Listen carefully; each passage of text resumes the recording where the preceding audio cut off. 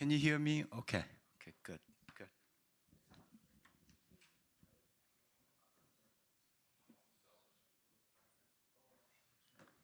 Should I try the wearable? Yeah, try. Yesterday we had. Hello? Hello? 1, 2, 1, 2. Does it work? Good morning. My name is Hanjung Jo. Along with my co-chair, Tony Pan, I will chair the keynote symposium for the second day of the AWSOM workshop day. So we are really delighted to have two keynote speakers, and the first speaker is Professor Ioannis Vlachos from Harvard Medical School, and he's also a member of Broad Institute of MIT and Harvard. So without further ado, I'm going to give our presenter the ample amount of time, and we'll save about 5 minutes or so for questions. So, Ioannis. Thank you. I'll use the one. First of all, just a second to reset the timer so I don't speak till 4 p.m. This is a bit too loud. 1, 2, 1. Okay. So, good morning. I would like, absolutely thrilled to be here. It truly is awesome. And I would like to first thank the organizers and especially Manoj. Yeah, I was worried about that. For the kind invitation, and also to thank you. I'm not a morning person, so I know the effort it needs to go and attend the talk at 9 a.m. And I hope I'll make it worth your time. So just a brief overview. I'll try to differentiate versus the talks I usually give. We're going to take a step back. And we're going to discuss about strategy, where we are, where we're going, and things like that. So I will not go into a lot of technical details. But that's an overview of the research program of the lab. We do a lot of things. We work with coding and encoding variants. We work with self and non-self recognition, which is the major theme today. It's a major funding source for us. And research questions we have, host microbiome interactions. And we do a lot of translational work. We design RNAs as drugs or drugs that affect RNAs. So self and non-self recognition is the major aspect of the lab. And we have research questions and projects that go from one end of the spectrum, which is autoimmunity, to the other end, which is cancer immune evasion. And we do a lot of traditional work. We start in silico, we do in vitro work, maybe in vivo, a little bit in vivo, mostly ex vivo. And then we go to the patient, but most of the work we do is reverse translation. We start from the patient, learn from that, go to the bench, usually ex vivo, and then back to the patient. And in order to achieve that, we need to maximize the information we get from the patient samples. We want to get as much out of it as possible. And we have a modular approach, as many of our people are engineers in the group. So we have a modular approach that we can reuse in different projects. I will not go through the whole pipeline. I will just focus on the first 2 steps because it's also the topic of the conference. Our major workhorse, single-cell gene expression. Why? Because it really fits to the questions that we have. Sounds new and fancy. Nature Methods, Method of the Year 2013. First paper's out, I think, around 2009. So it might feel very new, but we had time to pass through the era of excitement where you get a Nature paper because you did 3 samples for the first time of the human ear, and that was a cover, to using it actually for translational work and for informing actionable findings that go to the clinic. Great colleagues yesterday talked about Chuck, William. We worked together with this with Manoj. Marina is also in the audience. They're amazing people on this study. I will not go into the results, but just to provide a little bit of context, this is a multi-center, study. WashU, Mount Sinai, Mayo, Emory, Beth Israel, hundreds of samples, millions of cells, a lot of metadata coordinated excellently by MMRF. And the goal is to answer questions like this, not to just do atlasing and say I found this cell and this cell does that. And for instance, risk is a big discussion, and my group worked extensively with Mount Sinai and many others for this. Why risk is important in multiple myeloma? Because we don't want to overtreat and we don't want to undertreat. So finding who gets the right treatment at the right point is so important, and we don't have really good tools. So what we use now, and this is the state of the art, and if you read 10 papers in multiple myeloma, you'll see 10 different combinations, maybe of these, but it's mostly genetic rearrangements, large-scale rearrangements, and that inform clinical decision-making. And does it work? It does. Does it work well? No. But in our cohort, you saw that if you use this definition, you will get people that do better and people that do worse, and that can inform clinical decision-making. And I love this slide because this shows that if you throw an army on this and a good coordination, you can actually do a very large-scale study with, for instance, sickle cell. And it's not 20 samples, not 5 samples. These are 361. Bone marrow, not PBMC. So these are difficult samples to work with. More than 1 million cells. And you want this, not just because you did it, because you want to answer the question about risk. And we saw yesterday progression-free survival and things like that. But is it ready for you to take? No. And there was a great paper from Paul's group a few days ago that was lit on Twitter, and they did the benchmarking about batch effects. And why this is important, because you have a multi-center trial with many people working, collecting samples, and analyzing samples, you will have technical variance. So Paul's group, benchmarked multiple algorithms and came to the conclusion that Harmony is the best and most robust, and used that. But is this the reality of where we are today for studies like this? So what Harmony can do is this. It can really help you with your UMAP. It can really help you with your, with your embeddings, and can help you with, for instance, identifying your clusters. And these are important things. But we do much more than that today. It's 2024. We do much more with single cell. For instance, we use the counts to do, to find our markers and do our heat maps and our bubble plots. If you use Harmony, those counts are not corrected for anything. These are the original counts with the batch effects in them.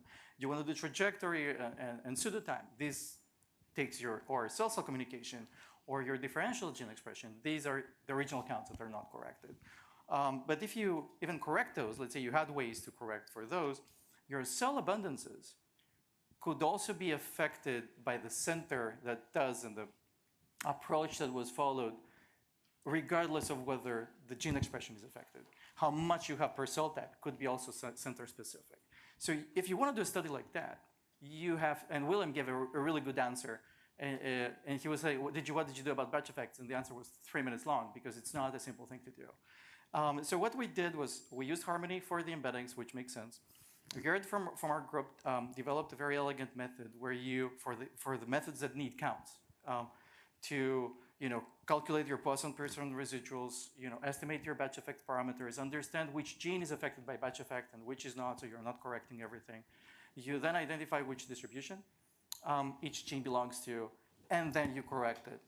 For DE, you can use a linear model or mixed model or a generalized linear model and add everything as covariates or fixed effects. And for the abundances, this is a really cool. This is from Garrett. He always, when there is a Simpsons paradox, he puts Homer Simpson there. So I follow his lead. So this is a Simpsons paradox where if you take into account the technical noise, you get exactly the opposite effect. So what we did in this, again, very, very nice. We used dirichlet regression in a way that it can get covariates, and you get regularized residuals that you can work with. So what this means is that there is method development, even in translational study, to make sure that your results are the best that you can from the patient. And then I will not go into the results. Then you can do your pseudotypes. Then you can do your DE. Then you can identify which cell populations increase risk or disease risk if you have more at baseline or not. And this is the outcome of this effort. Yes, genetic risk is important, but just cell abundances at baseline, when you first meet the patient, just cell abundances alone are informative, and you can use them for translational work. And if you find ways to combine them, you get more than that. And is this final? Are we done? Did we solve this? No. But this shows that the community has to move beyond genetic rearrangements, that there's much more to mine, and we need a lot of people that have the ability to do so. And also initiatives that give us the data and the metadata to work with. So this is the most common workhorse in our group for anything that has to do with self, non-self recognition. We do gene expression and VDJ sequencing to get TCRs and BCRs. Why? Because it's almost free and it's super, super informative. And this is the team that we usually work with. We work very closely with Dr. David Avigan, Jacqueline Rosenblatt, and Julia Kiloni from the HEME program. And these are the amazing people from my group, Yuling, Shivani, Dimitri, and Yurid, that are the tip of the spear for these efforts. Other people help as well, but these are majorly the people specializing in this. This is a trial in collaboration with Gilead and Kite. This is from the Zuma one clinical trial. These are patients with a large B-cell lymphoma. It's a CD19 CAR. And what's really cool with this CAR is that you give it to the patients, the CAR disappears after a month. You don't find it, in their blood or anywhere, but they have long-term remission for years after that. So we wanted to see, how does it work? One, and two, can we predict who's going to be responding or not, and who will relapse early, and so forth. So, and then we did similarly with what I showed you previously. We found the differences at baseline and 4 weeks and 6 months and so forth to understand what's going on. But the most informative of everything was T-cell clonal dynamics. Which populations within 4 weeks expanded and which populations contracted. And we saw a dramatic difference, much more than cell abundances, in the long-term responders and the relapse. The paper is under review, so it will be out hopefully soon. And if you just leverage, this is an example, if you just leverage T-cell dynamics in the periphery, not in the tumor, just T-cell dynamics in the periphery, you get, this is the state of the art, how much CAR you have at 4 weeks, how much remainder you have in your pool, and that is the state of the art, that's what everybody is using. If you just get clonal dynamics without abundances, imagine how much more you can learn if you add genetics, if you add cell abundances. It's just clonal cell dynamics, T-cell dynamics are very important. And we're doing this now in another clinical trial where we take monocytes. This is multiple myeloma, the CTN1401. We take monocytes from the patient's blood. We turn them into dendritic cells. We fuse them with multiple myeloma cells. So it's a chimeric cell that has tumor and dendritic cell, antigen-presenting cell. We put them back in the patients, and these cells train their immune system. I think more than 150 patients have been treated this way in a multi-center trial setting, and we're using this to understand who's going to be responding or not. But I would like to now take a breath because I know it's a single-cell conference, but you saw Jasmine yesterday and also Marina's presentation and other people showed that context matters, where things are happening in situ. We talk about cell-cell communication, but do these cells are close to each other to talk to, or because the algorithm says so? Tissue architecture, and all these great things. I promised on Twitter to Jasmine that I will have a smoothie, but I lied. But imagine a smoothie, image and fruits and stuff like that. So Nature Methods, Method of the Year 2020. And why this is important, we're now graduating from the era of excitement, and this is the whole point of this discussion today. Now what do we do? It's not, if you do single spatial on a human ear, it's not a Nature paper anymore. We have to actually do good science, team science, work together. How can we graduate? And spatial, is it a new thing? No, actually it's a continuation of efforts for millennia of humanity to examine tissue. We just use better and better tools, and the major questions have been phrased maybe 500-600 years ago. So it's not a new thing. And I think we do disservice to the field calling it spatial tissue profiling and things like that. It's just pathology, version 2.0, but it just is better tools. And I wanted, so that we feel this continuity with our colleagues before, I put a timeline here. Carmine staining, so staining tissue to see stuff, 1700s. Microtome, 1800s. Methylene blue, go methylene blue, 1800s. Immunohistochemistry and immunofluorescence, super brilliant guy, Albert Kunz, across the street where my lab is, 1940s both. So if you feel immunofluorescence is new and fancier, same guy, same person, almost concurrently. So how is it now? Is there a slide that shows? Yeah. It's a paradigm shift. Not so much on the questions, but so much on the what we can do, and technically so. And a lot of people show images like this, where you have it's like a satellite, and we can do Google Maps. And on the left is a liver section with 25 markers. On the right is the northeast. But it's more than that. NASA has 100 satellites, and they give you different levels of information, and you get statistical information, and you layer it. It's the same thing, and thankfully we don't have satellites of that quality, because it would be as if a satellite told you what every single person is doing and thinking at the same time, and where they are. So that's Google. But anyway, so if a satellite also was that as well, and then you will say, yeah, and I can create a social network and do cell sociology, which cell is talking to which cell and what they're saying, and understand patterns. Actually, you can do more than that. As if this social network knew exactly where you were while you were interacting with people in real life at the same time. So that's your cell phone. So we know where the cells are. We have 1,000 measurements or more, or 50 or hundreds per cell. So you know their topological location and what they're thinking at the same time. So it's really, really cool. And in terms of technology, there has to be a slide like this. Everybody has a slide like this where they show you different technologies and resolution and complexity. I think we have to go beyond that. And I think it's time to start discussing about the things that matter.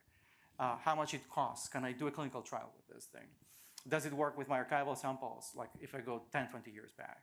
How big are the samples? How is the data analysis? Is it mature? Can I use it? What's the throughput? How much time would a clinical trial with 500 samples take me to actually do? What is the robustness? And so what we do today, I have this slide for a few years, I think like 4 years, where it was, you shouldn't do just spatial, you should combine both to get the best of both worlds. It still is real, but I think we'll be graduating from this in a few years, and tissue work will just use spatial. And this is an example of a study that we're doing today. I will not discuss the study at all. I just wanted to discuss the paradigm. We take from the same block, archival block, 10, 50 years old. We do single cell from it, from the FFP block. We get, this specific one. We have a 37-plex, so we get 37 markers in situ from the same block. And we also do 480 genes calculated per cell from the same block. And the cool thing is, now we do it in the lab to be able to do everything, at least the bottom two on the same section as well. But is this the point? And it's great, and it's really informative. But I would like us to stop thinking. Many of the papers you will see and many of the talks you hear are about how to maximize these independent flows of data. And this assay can do this, and this assay can do this. It's not about what the assay can do, it's how can you actually leverage this information you're getting. And this is far from trivial. And you shouldn't forget that you're not doing this to get the paper out. You're doing this in order to impact patient care or to find something that is impactful. So we get a little bit sidetracked on the technology because it's so exciting, but it still is to remember that it's a tool in our toolkit, and we need to use it in order to address pressing questions that are the same for years. So I would like to provide an example from wound healing that we're doing that not so much on the findings, but on the process. So these are the techniques we did. I will not go into details. And then you'll say, yeah, you threw at everything but the kitchen sink on this. Yes, it's a difficult problem. It's diabetic foot wound healing. We work with Manoj as well with this. So diabetic patients they don't heal very well. And diabetic foot is a whole world of pain and complication, and leads to amputations. So we have to find ways to do that. But there are so many things we don't know, and the samples we have access to are very diverse. So yes, multiple techniques can answer very specific questions, and having access to the right assay for the right aspect of the question gives you really good firepower. And I wanted to thank the amazing people that did all the experiments in the analysis. And this is just a slide to show we have identified a couple of cell populations we're very much interested in. They're specific for the healer, those that heal their wounds. And then the question is, okay, where are they? Yeah, they're there. This is from a 30-plex or something, antibody staining. But then you can do graph theory things and start about colocalization. Are they more often than expected by chance together? What are their distances and so forth? And we identified, yes, they have some neighbors. mostly T cells and macrophages, specific subkinds of them with the antibody staining that we did. But how specific are they? Are they similar? Are they different? You need spatial transcriptomics for that. These are questions that single cell cannot answer because you identified which ones are close to each other, great, and then you want to ask, again, what are they thinking? Just those, not every macrophage that has this phenotype. Those that are close to each other. So we did spatial transcriptomics, found these guys, did the cell-cell communication just for those that are next to each other. These are what the T's are saying, the macrophages are saying. We identified a signaling pathway that is activated, generated an mRNA, worked with David Mooney from VIS. He created the hydrogel so you can put it in the wound because you cannot, how can you deliver to a wound? And we're now making a treatment for the patient. So you have to think these tools are great and you get good papers, but if you just do one extra step, you can actually impact your patients. And I had these rivers flowing together, which is great. Can you do that in 3 dimensions? Because actually when we're doing this colocalization thing, the cell might be actually right underneath in the next section and you're not seeing it. So can you work in 3 dimensions? Yes, and this is my favorite topic. This is a project I'm really, really excited about. We're doing this for years, and we work a lot with vasculature because vasculature is an awesome therapeutic target, and it's an incredible differentiator and it's for cancer immunology, for autoimmune diseases, for from cardiology to everything. But we work a lot with these guys, so the lymphatic vasculature. The lymphatic vasculature is extremely understudied, and it's understudied for historical reasons, and they're very practical. Lymphatics are very small, and they're very transparent, absolutely. And when you cut them, they don't bleed like this. They bleed transparent. So they're very small and wimpy, but they're very important in what they do. You have the immune system trafficking, you have waste removal, you have lymph, you have a lot of things. And we pitched this to the Human Biomolecular Atlas Project, which is a national effort to remap human anatomy as we know it. And they liked it, along with Truv and Young, who are the co-PIs in this, but many, many great people. And we broke down the lymphatic system into 3 types of vessels: peripheral, central, and macrolymphatics. For peripheral, Dhruv is doing magic. I don't know how he does these things. So this is how he collects. Just for that to sink in, the bar is 400 microns. So the suture he uses is, I think, like a 15-micron suture. I don't know. So, but he does it, and these are healthy people, and I'm very grateful for what they do. And he's using fluorescence, so he knows where the lymphatic starts and ends, and he is able to get that. But we also, because we want to recreate it in 3D, and we want to know where we took it from, we also do MRI from the patients before and after, so we know where it comes from. And then when you take it, I actually have a mistake there. It's not 1 millimeter by 400, it's 1 millimeter by 40 microns. So you get something to work with for single cell that you don't see to work with for single cell. So you get air, and you put air in your vial, and you work with it. And it has 1,000 cells before you touch it. So how can you do, you have to dissociate, get nuclei.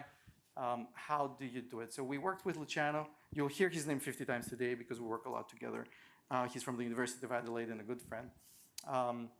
We developed a protocol, NNLB, no nuclei left behind. And this is from a single sample. We started with 1,000, and this is 450 cells. So it doesn't seem very impressive, just 450 cells, but imagine if you're doing it in a cohort, and it's a single subject. We didn't pool. We didn't like multiple vessels together. And also I had this image here that when they collect it, they're very kind to orient it in 3D space and mark exactly how they took it, so we know exactly its orientation. So we can put it back in 3D models. And then we do, this is a 25, I think, plex assay. We cut it in serial sections like salami. So, and we do the spatial assay, so where we can recreate it in 3D. This is one of these sections, and it's how it's layered. And then these are before we make it into a pack, because otherwise you will not be able to see something. So 5 sections, 5 millimeter, these are 25 microns. of thickness of the tissue. And we get, this is impossible sample to collect. The Max from UPenn does it for us. This is central thoracic duct. And we do the same thing, MRI before and after. And we work with UPenn for microlymphatics. So NIH asked us to do multiple solid organs for microlymphatics. This is the work we do for cervix. And again, single cell. And this is a 40-plex, I think, which again, we're doing in 3 dimensions to recreate the vasculature, because vasculature does not follow how you cut it. It just goes deep. So we're doing this in 3 dimensions. And then you will ask, and Ioannis, how do you know you did it right?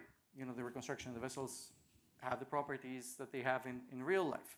This is where young Kwon comes from USC. He does tissue clearing. We give him the same samples, does tissue clearing. It takes him 20 days to do so. Thank you, Young. And then this is podoplanin, which is a lymphatic marker. He does light sheet, so he gets spatial in 3 dimensions and does multiple markers for that. And when you get this 3D staining, then there is a method, it's called Viper. We're able to do 3D meshes from that staining. And then with the 3D meshes, you can start asking questions. How long are the vessels on average? How many tipping points they have? What is their curvature? And questions like that. And then we can compare this with a reconstruction we did with the spatial high-plex assays. And do we see more? Do we see less? And so forth. So there's much more in this project. But I wanted to discuss like small things just to make us think we can get more from our assays than the assays are made also to do. So this is these are COVID-19 patients, and unfortunately, this is a postmortem study. The people in the ICU were incredible. And the families of the patients were incredible because we got the samples in 2 hours, I think. And we're talking about 4 a.m. in the morning and 2 a.m. in the morning. This is liver. There were a lot of questions. What's the role for liver? If even moderate COVID-19 infection increases your liver enzymes, but you don't die from liver failure. So there are a lot of questions. What happens? It's subclinical. I will not go into the study and the findings. We saw that vasculature is the major population that is affected and changes, microvasculature in COVID-19. But I like this slide, and I wanted to show we provided like a direct answer whether hepatocytes can get infected, and they do. We added COVID-19 in the reference map there, and we see that there is viral load, and it's only the hepatocyte population. But because these are single cells, you can then ask, what are they doing and what are they talking about, and do these cells talk to and they majorly talk to the vasculature. So these are the ones that are changing the vasculature. And now you can create targeted therapeutics or discuss about, if you want to do something about it. But because you have spatial, and you can, this is whole transcriptome in each of the regions that you see, you can start asking questions. And because it's the same patient, same block, deconvolution is much easier when you have concordant data versus reference data. And then you can create, because you know where they are in space, you can do a scale rotation variant modeling to find, how gene expression changes versus location and things like that. And then you can, and we had 18,000 genes, and we added probes for COVID-19 as well. So you will know where the virus is and the distance from the virus and how gene expression changes based on the location that you have. And you can find pathways that change the further you are from landmarks, and also genes that change the further you are from landmarks. So you can leverage the raw data to get, we were discussing yesterday that you can get potential enhancers from your raw single cell reads, or you can get other things. We also need to remember that if it's a sequencing assay, we can do the magic we did for bulk for years, and we can just bring it in the single cell and spatial world. So that doesn't change. Last project I'm going to discuss, I added this because at dinner we had a discussion about Visium, how we use it and why we use it. The 55 micron, not the fancy stuff we saw yesterday with the 2 micron. Our first 2 micron projects are happening now, so I don't have slides to show. But I wanted to show how you can make a project that can go, from a mouse to human and from a human to mouse for spatial, And that's easier said than done, because usually if you see projects that use spatial for both, they have a mouse UMAP and a mouse image, and then you say, okay, I see something similar in the human UMAP, and you're trying to connect the dots. But if you want to use the mouse as a preclinical model, to actually make decisions to create a drug, you cannot just look like from here to there. You want to know, does your mouse recapitulate the spatial structure, the spatial relationships, the cell-cell interactions? These are not easy questions, and we don't have the tools. And we did this exercise in primary sclerosing cholangitis, which is horrible disease. Only cure is liver transplantation. If you see papers about it, they will tell you all these things you see are a culprit or they aggravate the disease, but there is no smoking gun yet. We don't know why these people get PSC. With liver transplantation, the majority of patients never get PSC back, but some do. So why? We don't know. And there's an immune component to it. That's where we come in. And if there is an immune component, we really like it. And we wanted to see how disease progression and how in the liver lobule, in the microstructures, we see changes, but across the liver, how there are changes, and then which cells are affected, but also how cells talk to each other. But we wanted to find targets. It's not just to do atlasing and do the paper, I found these cells and these cells are great. We wanted to find targets, and these targets can be cell targets, or they can be signaling pathways or molecules. And we wanted to know, do I have a good model to be able to test, because there is no ex vivo for PSC. So do I have a good model? And does my model, if my model shows something, is there a chance to see it back in human? And vice versa. So what we did, we worked with Xiuwei, who is an expert in mouse models, and he has a great paper that shows if you do the same mutation in 2 different mouse strains, they both get PSC, but one is very slow and milder, and the other is super aggravated. Same mutation. So the genetic background affects the phenotype, which is how humans actually work. So what we did was a very nice study set up specifically for this kind of work in vivo and clinical work at the same time. 2 controls, because you have 2 genotypes. 2 knockouts, the fast and the slow. Bulb C is the fast, FPB is the slow. And then we had from the same patients, low disease and high disease regions from the livers. And then we did frozen in spatial transcriptomics and FFP spatial transcriptomics. We sequenced it in our in-house sequencer. We sequence everything on the thing. And these are some of the slides you'll usually see in Visium papers. These are the genes and like a virtual staining. But you didn't do this in order to do the staining, because 90% of the papers that we read for spatial, you could do a good single cell and a few good stains afterwards, and you would have saved a lot of money and effort. But there are questions that only spatial can answer. So how do we graduate from that? And then you will say, yeah, we can get neighborhoods with, and look how the neighborhoods look similar to the H&E. Yes, but if you did the AI on the H&E, you would have gotten really good neighborhoods as well. Can we go beyond that? Yes, and the major question we started is, can I put human and mouse together? So we have an orthology expert in the group, and he said, I got this. I'll use only orthology genes and only orthologous regions. And then if you do that, the UMAP will be comparable, but it isn't, because it's a mouse and it's a human. So if you do the UMAP, the human samples will go here and the mouse samples will go here, and that's the end. So what we did, Jared, I said his name too many times today. So anyway, so Jared developed a method where we go from genes to pathways, because pathways are more comparable, and even if there is noise in the gene space, the pathways and the functions are more comparable between species. So he did, instead of pathway enrichment, which is the most common thing, is pathway activation and activity, which is a different thing. So he developed, and then there are other perks. They're normally distributed because of central limit theorem. They're like good perks from this approach. And this is the UMAP. This is a UMAP of pathway activity, not of gene expression. And we see mouse and human. Of course, they're not identical, but majorly they're similar. And if you saw those that are more similar are the mice that are with disease, with people with more disease, and so forth. And then you can start asking really good questions. Can I do differential pathway analysis, like activity, instead of gene expression analysis? Yes, you can. And I'm zooming in. We didn't sort them. We didn't like put them to look good. These are just the bottom as it shows. And these are the major pathways we know that are important for PSC. You know, T cell activation, collagen, ECM. They just show up. And these are the mice, wild type versus knockout. And you can do staining of pathways in situ as if you did the genes. And these are the mice with the mutation, the mice with the mutation, the fast mice, the slow mice, wild type, and you see fast mice, slow mice. But if you have the pathways and you have a common UMAP, can't you compare human and mouse and identify where they're common, what's different? And yes, of course you can.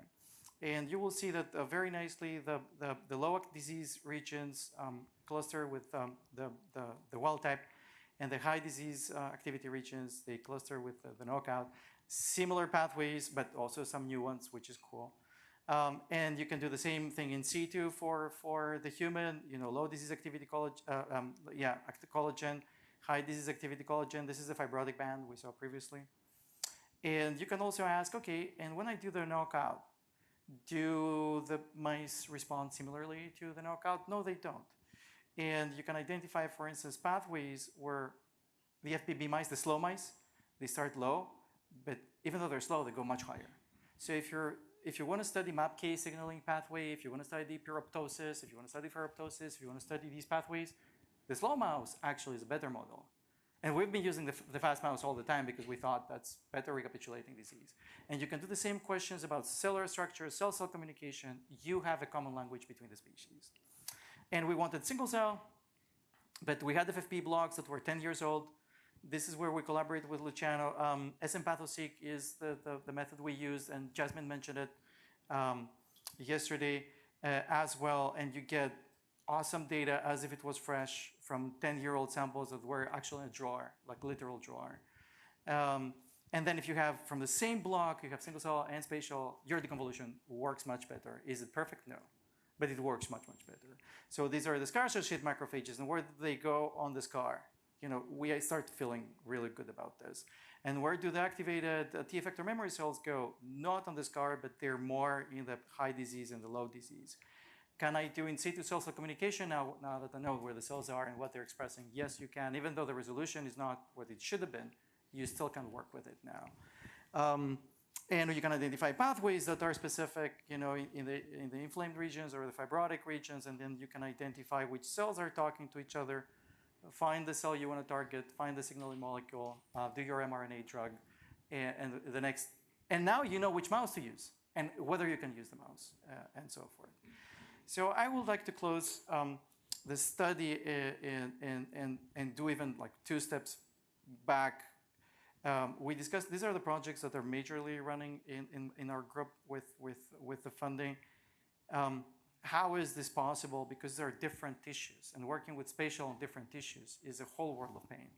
And I would like to shout out that the center, which is independent of my group, I'm directing it, but these are career personnel that they do this for a living.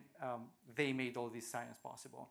And I get to give talks with fancy images. You know, that's so the unit was established with support from the state of Massachusetts. So it's an open access center to everybody, not just Harvard. Same cost to everybody, and with 4 pillars. I will just discuss access to technology very briefly. It's the resolution axis, and the center not only has everything, but also has the experience to guide which project, what combination it needs, and so forth, and also has internalized everything. Tissue processing, tissue optimization, sequencing, imaging, everything. We just drop them samples and we get data back, or figure 1 to 3 if we want them to do the analysis. And this is the cell odyssey, or the sample odyssey. We start fresh frozen or FFPE. We can dissociate, and even from FFPE get single cell data.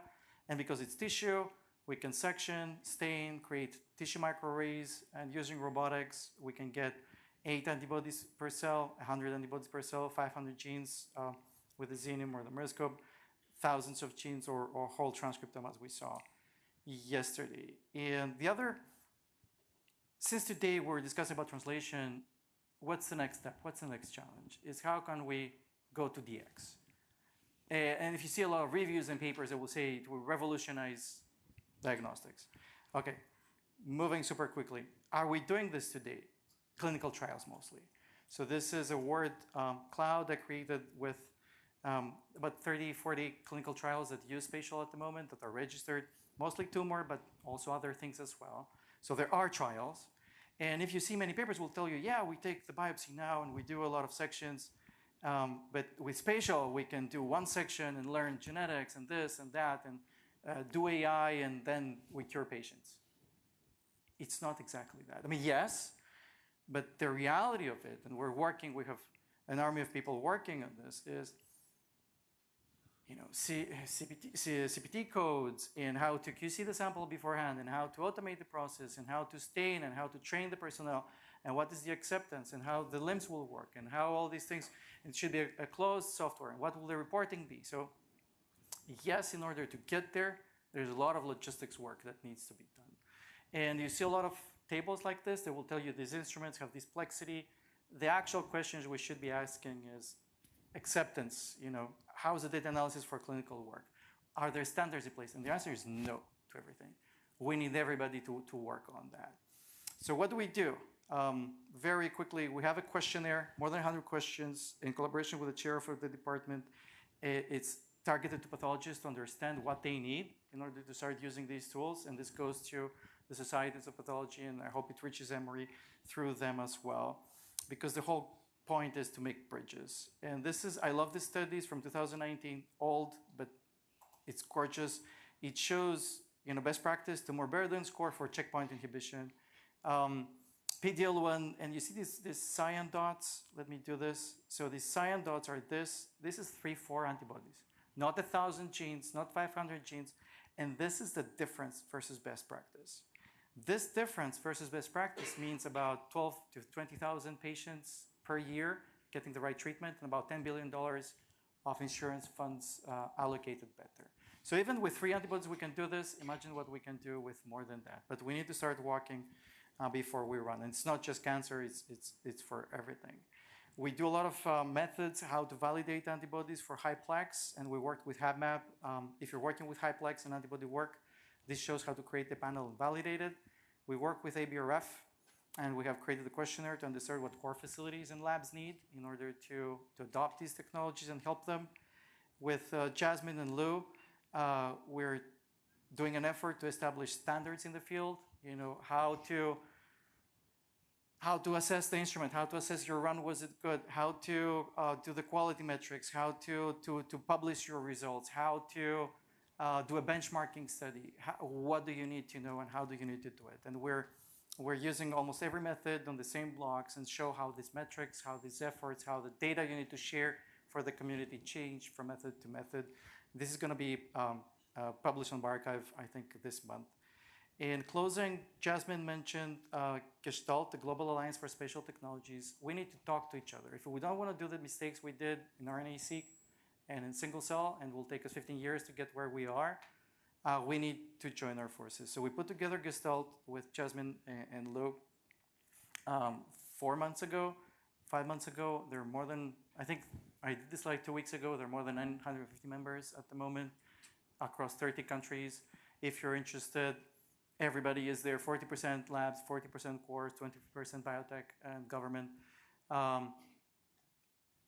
It's a town hall. It's the ancient forum. It's the town square, and there are working groups, meetings, people doing manuscripts together. It's awesome. Trainees are there, and there are a lot of opportunities for people to drive things and do things. It's community effort. These are the working groups. Advocacy, optimization, standards. We will do projects across continents, hackathons. There are a lot of opportunity there. How can you find it? globalspatial.org. Or if you're very fast with your phone, QR code with a dinosaur. We have a WhatsApp with 16 channels, and people chat all day about their wins, their W's and their L's, in conferences and standards and models. And there is a secret channel that only users can do and the companies cannot see. Sorry, companies. But there is also a channel that companies can speak freely about their new products and everything. And that's the end of this journey into the rabbit hole of spatial, where we were, where we want to go. It takes a village, I get, to show slides, but there's a lot of amazing people working together. This is for the MMRF study, and thank you to all the institutions in the MMRF for coordinating. This is the HubMap team. As I said, it's teamwork makes the dream work. I would like to thank our lab, the Spatial Technologies unit that did all the experiments, the labs that we collaborate, and our funding institutions. We're super collaborative. Reach out. If you want to test spatial and you're afraid, reach out. If you were looking for talent, if you want to work in this space, reach out. And lovely to be here. Thank you.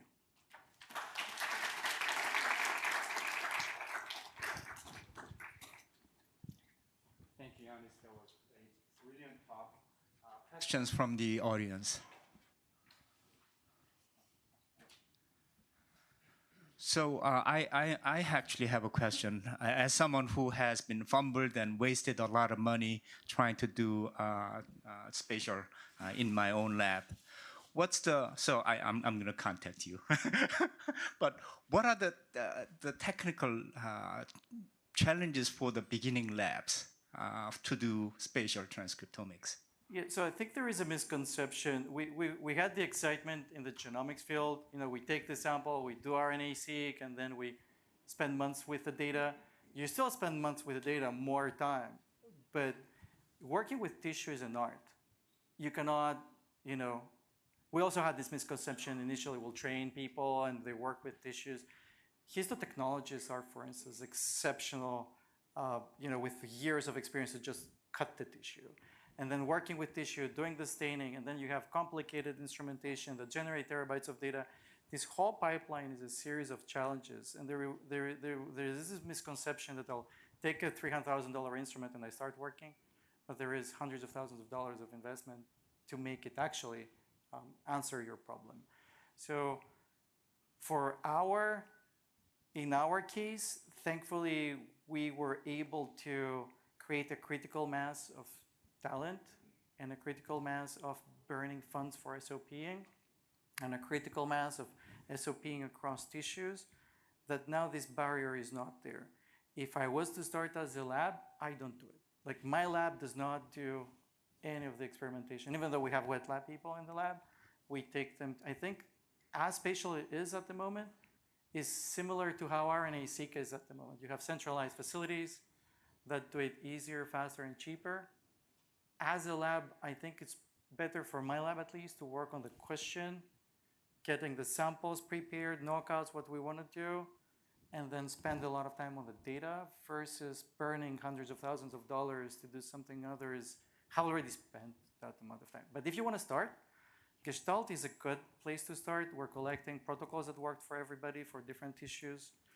We ask, does it work for you? What did you do wrong? So we can learn from each other because there are labs that want to do it and they should do it. So at least before you do it, don't follow just the instructions and don't follow the paper. Ask the community how they reached that point. And also to ask on the WhatsApp, we answer every single day, every question. So if you're working with a tissue for the first time, guys, I'm going to do this. You think it's going to be okay? And they will tell you what might be the risk. Very long answer to a very short question. Thank you. Question. Fabulous talk. I have one simple question. So when it comes to the spatial pictures I'm seeing in your presentation, so what is the size of them? Like, do they really reflect the organ level, or is it like when I'm talking to company people, I realize that it is very small? So it depends on the assay. That's a great question. And that depends on the assay. The assays go from, there are assays that are actually 3 millimeter by 3 millimeter, which is super tiny. Visium is 6.5 by 6.5 and 11 by 11, so 1 centimeter by 1 centimeter. And then there are other assays that are 2/3 of the pathology slide or the whole pathology slide. Whole pathology slide is more than 1 million cells. So it's the same question when I'm doing 5,000 cells for a single cell, how much I'm recapitulating what's actually going on. We have another project that we're pitching to HabMap to do multiple location sampling from the same organ to see how much. But it's similar to when a pathologist gets a tumor, they do a gazillion sections across the whole area. The field needs to rethink throughput and cost if we want to reach that level. And we also need to start thinking in 3D, because still the pathologist is doing one section, and there might be a big difference underneath. So this is where, if we know where we want to go, we will be happy where we are now, but we will keep on pushing to go to, that was, I think, the major point of the talk. Not just be very happy where we are, it's great, and it's amazing, but push and know where we want to go. And the where we want to go is large areas, 3 dimensions. Will it take a year? I don't think so. Diagnostic quality, validated. Will it take 10, 50? I don't know. But these people here, I hope they will join the cause and help out. Thank you. Yeah. So I think Manaz will present a plaque to Ioannis. Thank you. Vlachos. Thank you. You're very kind. Thank you. Thank you. So we'll move to the next.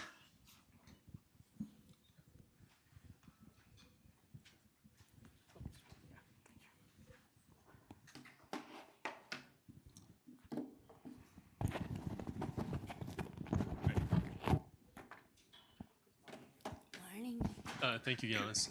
So our next speaker is Xiuwei Zhang.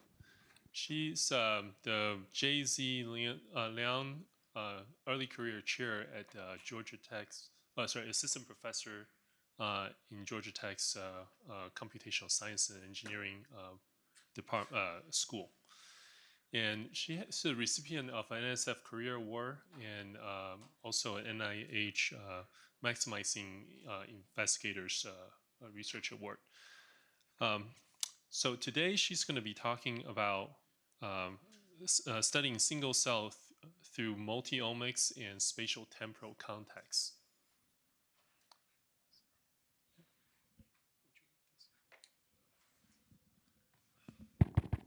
Okay, thanks Tony for the introduction. Can people hear me? Yeah. Okay, great. Okay, so good morning, everyone. First, I want to thank the organizers and who are also my colleagues and my neighbors for giving me the opportunity to speak here. And it's a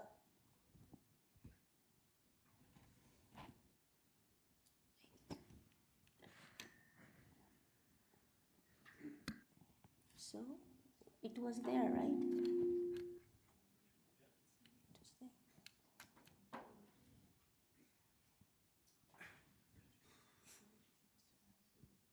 Okay, I hope it stays. So it's also my great honor to speak after the brilliant talk of Ioannis. So so my talk is going to be focused on computational methods for single-cell multi-omics data and spatial data. I sneakily removed the temporal part because I decided that I won't be able to fit that work here, but we do have posters on the spatial temporal methods. Okay, so this is a little history as well. Like before we could do single-cell multi-omics and spatial data, what we were able to do is the single-cell RNA-seq, right? So single-cell RNA-seq was the most developed technology. And then as technologies develop, so we start to profile more modalities. So there, I think I put this as 2 major directions of how new data have been generated.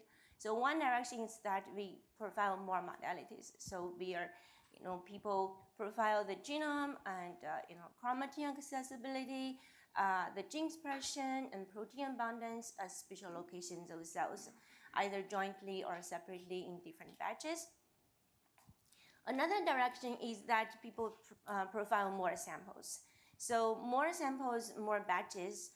So the samples could be, multiple patients, individuals, or even time series data, or even data across species. So what do we do with all this data that are across modalities and across samples and batches?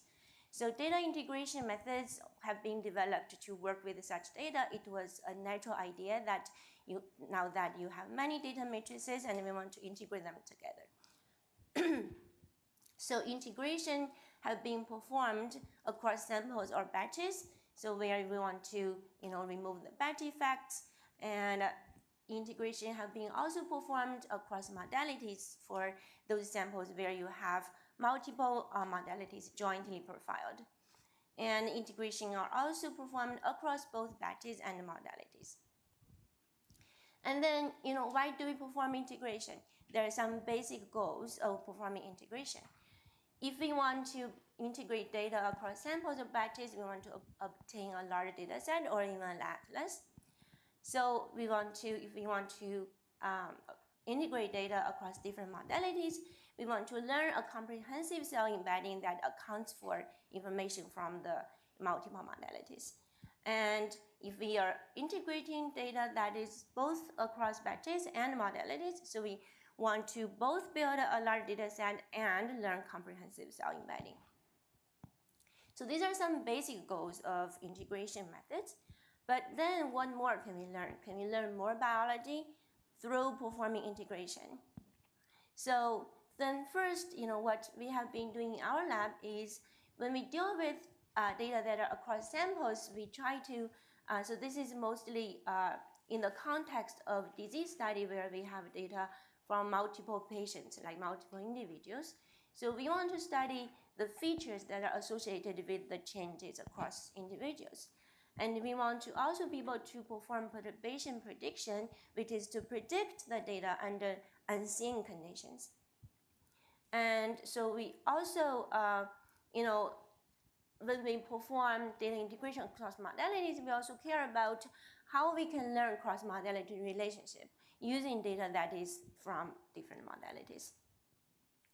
And when we perform integration across batches and modalities, we can learn a large atlas, we can learn cell embedding, but how do we better make use of the multiple modality? So we want to be able to also learn biomarkers, which has been done, but we want to learn the multi-model biomarkers. Okay, so then I'm going to talk about a few methods that we have in our lab. So ICTC, in fact, works with data across samples, which is basically across multiple individuals. And then I want to talk about ICMOMAT, which is an integration method across batches and modalities, which allows us also to learn multimodal biomarkers. And finally, just to add some spatial flavor, we do have integration method on spatial data where we want to learn the comprehensive cell embedding. So these are some methods that I'm going to talk about, but I also want to talk about another problem which exists widely in the field of computational method development and benchmarking. So we have all this data and we develop all sorts of computational methods. So this is beyond the integration flavor method that I'm going to talk about today. So this is pretty much, every computational tool that you're going to run on your data sets, right? So once you have data set, you might want to, study the trajectory, run trajectory inference, run clustering, detect D genes, infer the GRNs, cell-cell interactions, infer RNA velocity, and perform integration. If you have spatial data, you want to perform spatial domain detection, spatially variable gene detection. Right? So there are many, many computational tasks, and there are many, many computational methods for each task. Now, the question is, what we are wondering is then how good are such methods? So this is a question that is asked both by method users and by method developers. So when I'm developing my own method, it is hard for me to know how well my method works. That is because we don't have so much of ground truth information in our area. So to answer this question, we developed a simulator called IC Multisim. So it is a very comprehensive simulator that provides ground truth information for evaluating computational methods.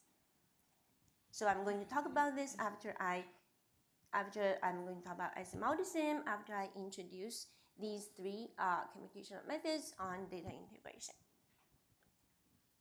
All right, so first I want to start with ICMOMAT, which is a mosaic integration method. So this type of integration scenario, where we have data from multiple modalities and also data from multiple batches. And of course, because some technologies cannot measure all modalities, so we are going to have some data matrices missing. So this kind of integration scenario is called mosaic integration. So the very ambitious goal of mosaic integration is that we can eventually take the data that is available from different labs, using different technologies, including single modality or multimodality, on the same tissue and integrate them together. So this is the ambitious goal. And so ASIMOMAT works with such kind of mosaic integration scenario. ASIMOMAT learns cell embeddings. So these are the cell embeddings from each batch. And of course, from the cell embeddings, we'll be able to make such kind of plots where we examine whether the batches are mixed, whether the cell types are separated.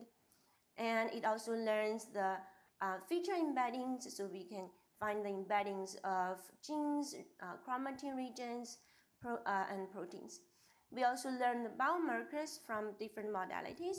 So for each cluster that we get in our integrated data set, we have marker proteins and marker genes and marker regions, which can be converted into marker motifs. So, so this is the main, this is basically what ASIMOMAT does, and this work is led by my PhD student, Zhang, who is also in the audience. So I briefly go through the method of ASIMOMAT, and then I'll show you some results. So ASIMOMAT uses a matrix trifactorization. So this is basically a data matrix. You can imagine that this would be a single-cell RNA-seq data matrix. And we trifactorize this matrix into 3 matrices.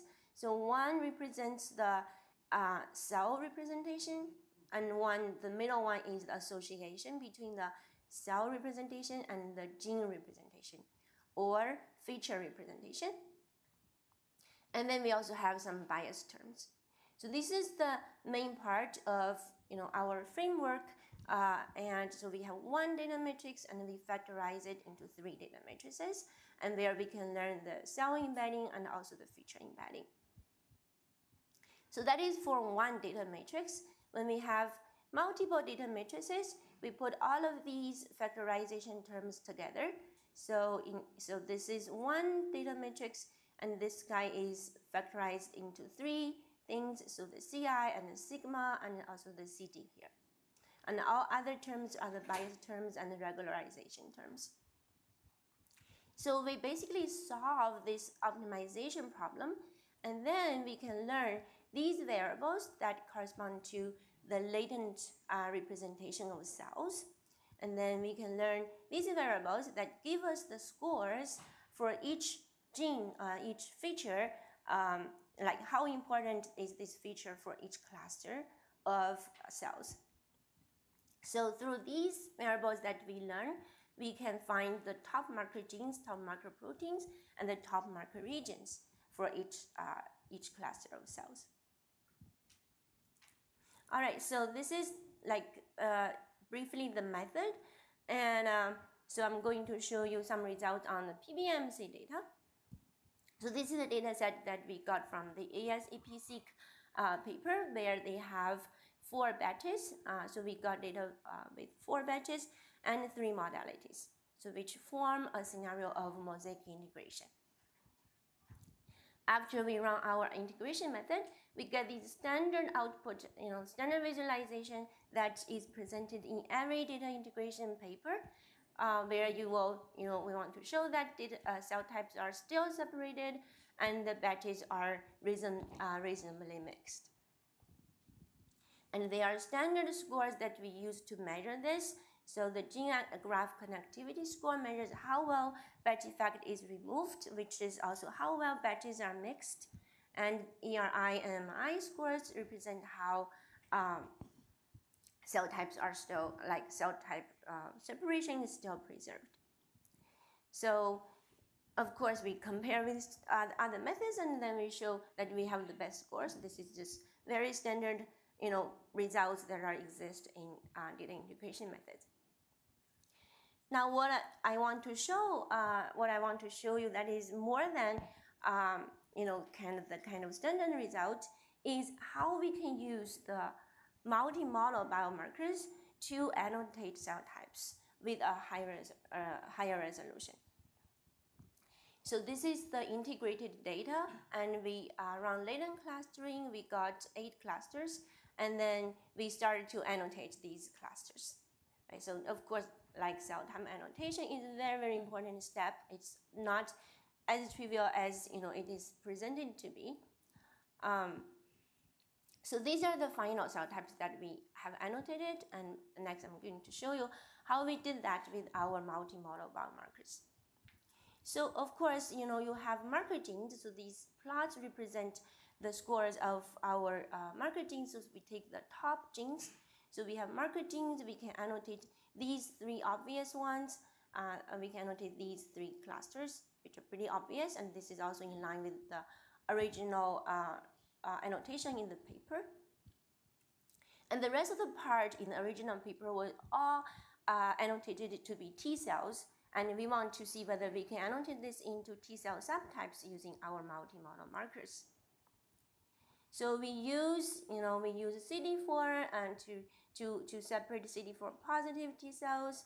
And what I want to show here is that we have protein markers, not in addition to gene markers. So using protein markers, we can separate activated T cells from the naive T cells using the protein markers. And finally, okay, so here we actually are able to annotate all the 5 clusters so far, and then we can use more marker genes to validate our previous annotation. So this is still marker genes, and we can also use our marker motifs that are learned from the top chromatin regions to further validate or further confirm our previous annotation. So with this, I wanted to show that, because we get biomarkers from multiple modalities, we are able to further separate cell types that cannot be separated with just, one type of marker, like a gene marker. And you can also do double check and confirm your previous annotation with other marker modalities. Okay, so that is IC-MoMAT. And next, I want to talk about our other integration work where we integrate data from multiple patients. So with this work, actually, integration is probably not in our primary goal. So we are more interested in finding, the features that are associated with the conditions, and also to predict data under unseen conditions. So this is the kind of scenario that ICDC in fact works with. So as I said, ICDC in fact is more for analyzing single-cell RNA-seq data for disease studies. So here we have only one modality, which is single-cell RNA-seq. So we have donors that are of different, different conditions. These conditions can be disease severity, and it can be drug treatment. It can be other features of the donors, which are like age or gender, etc. So we get their samples, and we get data matrix for each sample. And now I'm going to arrange these data matrices in such a layout where each column corresponds to a batch and each row corresponds to a condition. Now if I look at all of these data matrices, then I see that there are batch effects that exist between different batches, and there are condition effects that exist between different conditions. So in other words, if I give some notation to these data matrices, so A11, A12, they are from the same condition but different batches, then the difference between these two data matrices is mostly the batch effect, which I also call batch factors, which we want to remove. And for two data matrices that are from the same batch but different conditions, their difference is mostly the condition effect, which I also call unshared biological factors, because these are biological factors and these are also specific to particular conditions. And finally, we have these data matrices share some common cell types that are that is the information which we call the shared biological factors. Okay, so now we have basically 3 types of variations in this whole set of data matrices, which include the batch factors, which we want to remove, unshared biological factors, which we want to learn, and learning this allows us to perform perturbation prediction. And we also want to learn the biological factors, the shared biological factors. Okay, so basically what SDC-Effect does is to disentangle the 3 types of variations and predict data under unseen conditions. So I'm not going to talk about the feature, like how we find the gene features for the sake of time. Okay, so this is briefly how the method works. So we use a deep learning framework based on variational autoencoder to perform the disentanglement of these 3 types of factors. So we have shared encoder that encode the shared biofactors and unshared encoders that encode the unshared biofactors. So eventually we'll learn these latent information that correspond to the shared biofactor, unshared biological factor, and the batch factor, which would be removed out of the first 2 types of factors. And then we have a decoder network for reconstruction. Okay, so I'm going to show results on this COVID-19 data set that we have collected from 3 independent studies that consist of 18 count matrices. So here we consider each study to be 1 batch, and then for the conditions, we consider their disease severity and also the age group. So we basically look at every combination of the disease severity and the age group. So each column corresponds to a combination of the conditions. So I'm going to only show the result on perturbation prediction. So here now remember we do have these 2 data matrices, but now I remove these 2 data matrices and pretend I never see these information under this particular combination of conditions. So I'm going to train the model using the rest of the data matrices and try to predict the data, these data matrices from other matrices. Okay, so now I'm going to predict this particular data matrix. I can perform prediction from pretty much every other data matrix after I learn the disentanglement. So then we would measure our prediction accuracy, which is measured by cluster-specific MSE and Pearson correlation and R2 score, and compare with state-of-art methods. Okay, so that is about SDC-Effect, where we integrate data from multiple individuals under different conditions and perform perturbation prediction of the data sets in unseen combination of conditions. Now, next I want to talk about hybrid MF, which is a method on spatial transcriptomics data. So this was actually a piece of work that we did a while ago. So where we have the gene expression data for single cells and we have the spatial location for the single cells.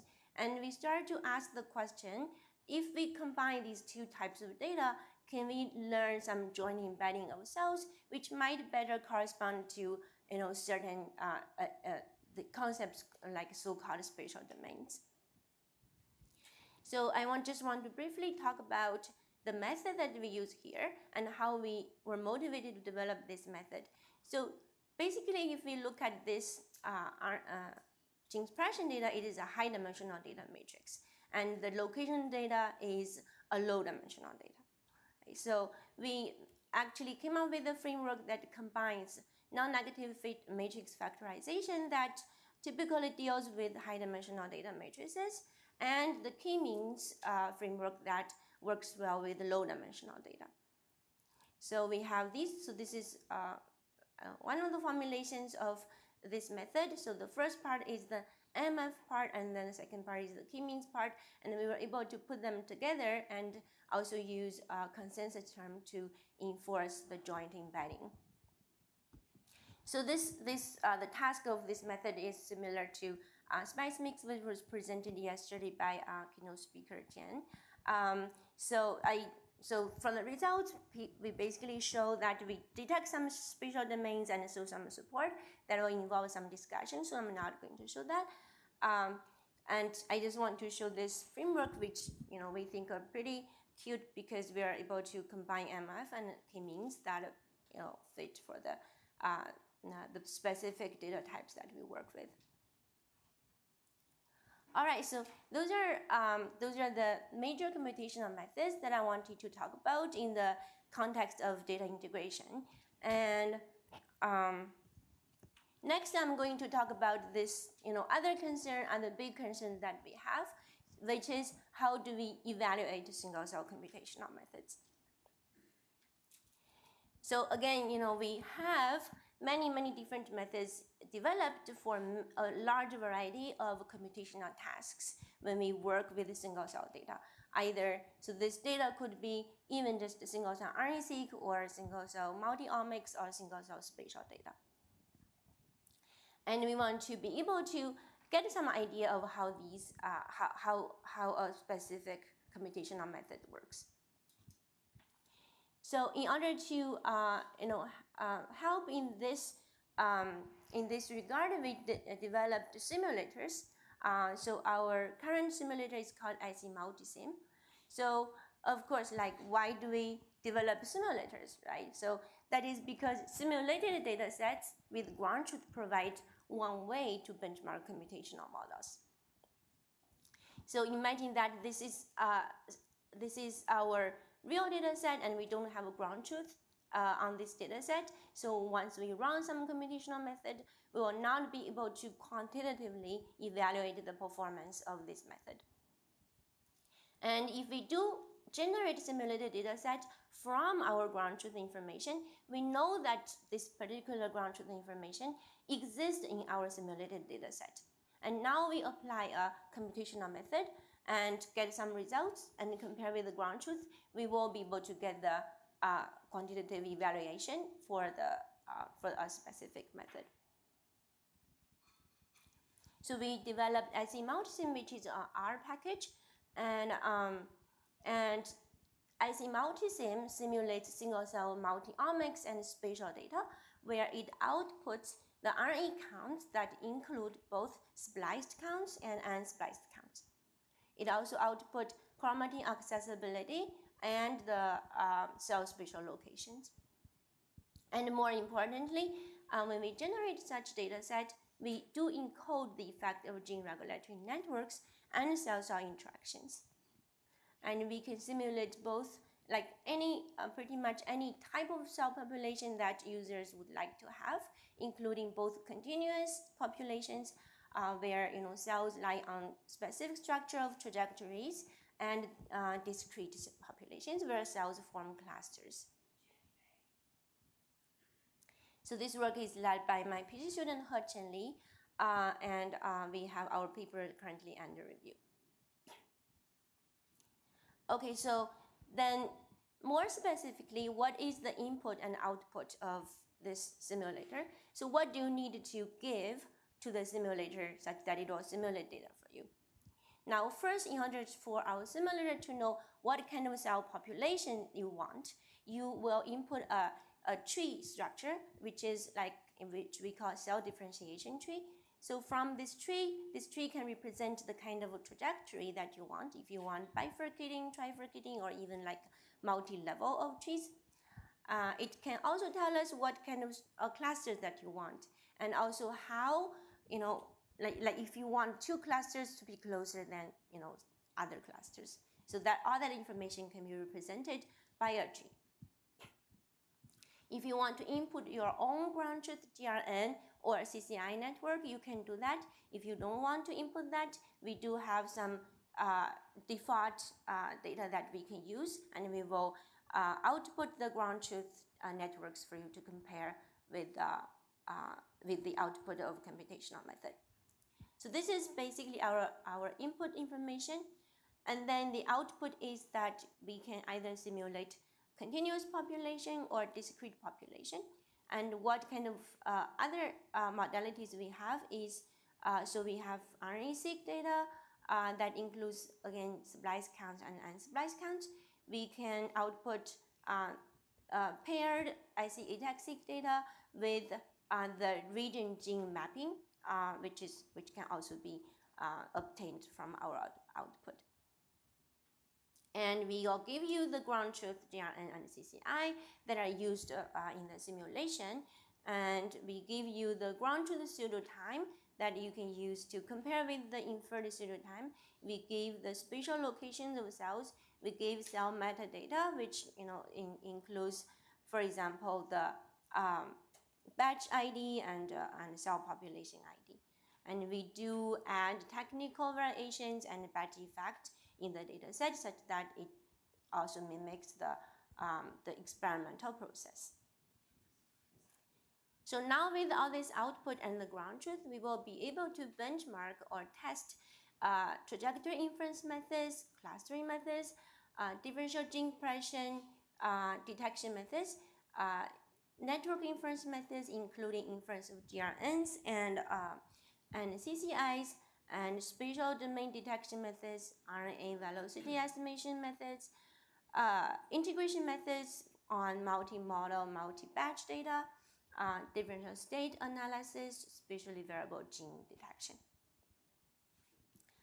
So one thing that I want to mention is that so this is kind of a simulator that is called de novo simulator. So the de novo simulator is basically, we start from some ground truth information, and we use certain mechanisms to generate the observed data set, which ensures that our input ground truth information exists in this output data set.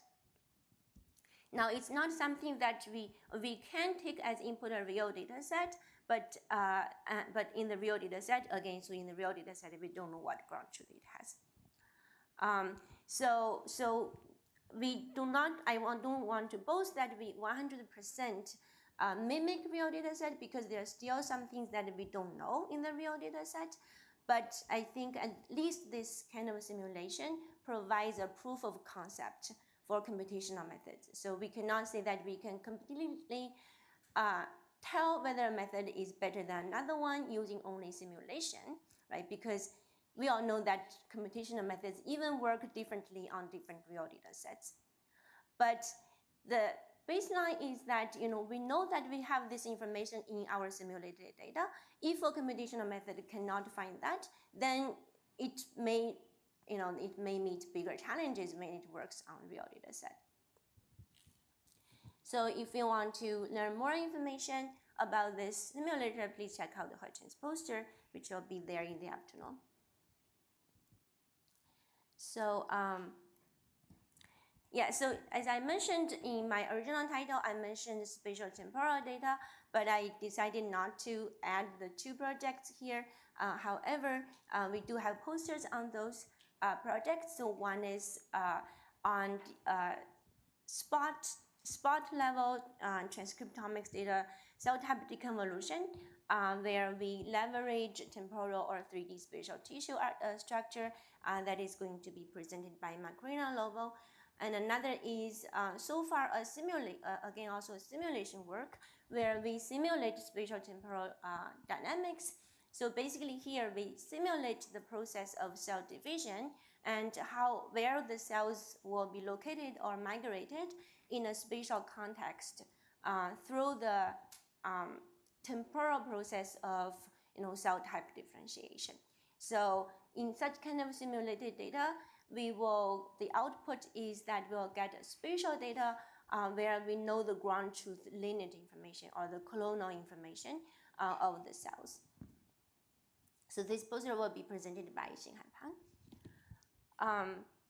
Okay, so these are pretty much the methods and also our evaluation framework that I want to talk about today. And so next, I'm going to talk about a little bit of discussion on what would be the challenges following our existing work.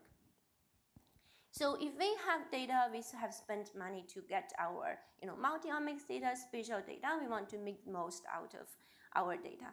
Okay, so especially for multi-omics data, so also as what we discussed with Ioannis yesterday at dinner, right? So we are not really like fully exploring the information in the data that we have. So if we have multi-omics data, and I think multi-omics data should allow us to learn more about cross-modality relationship. So with, let's say, jointly profiled IC ATAC-Seq and IC RNA-seq, we want to be able to learn how the chromatin regions regulate gene expression. And also, with the jointly profiled single-cell RNA-seq and protein abundance data, we want to, be able to learn how the mRNA expression is related to the protein abundance.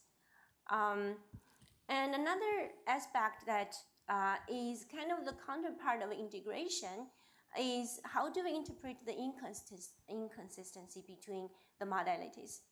So when we perform integration, we are more like that we try to find what is in common between different modalities, but maybe it is what is not in common that is more interesting, and that is why we would spend extra money to measure another modality. Right? So for example, if you may have seen that you can get different clusters, different cell trajectories if you use different modalities in your multi-omics data, and what does that mean? Okay, so that is another question to ask in the context of multi-omics data. And also another big question is how do we evaluate methods? And a big question that I've been often asked by colleagues is that which methods should we choose? Right, so our benchmark, our simulation tool, is our effort towards answering this question, but definitely more benchmarking effort would be needed for the field to provide more guidance on how we can choose the appropriate data sets, methods for a specific scenario. Okay, so in the end, I want to thank my brilliant team.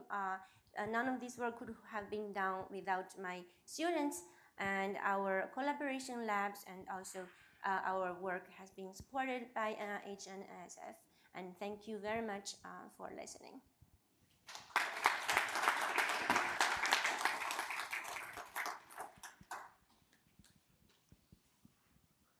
Thank you, Xiuwei. So let's open up for questions.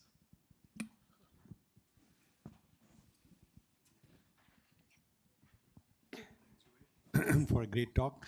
So in your SPA decoder that you just touched on, so how are you using, can you just maybe briefly talk 1 minute, like how you're using the spatial image features? Like, are you extracting them and adding them to the gene expression features for doing the decoding?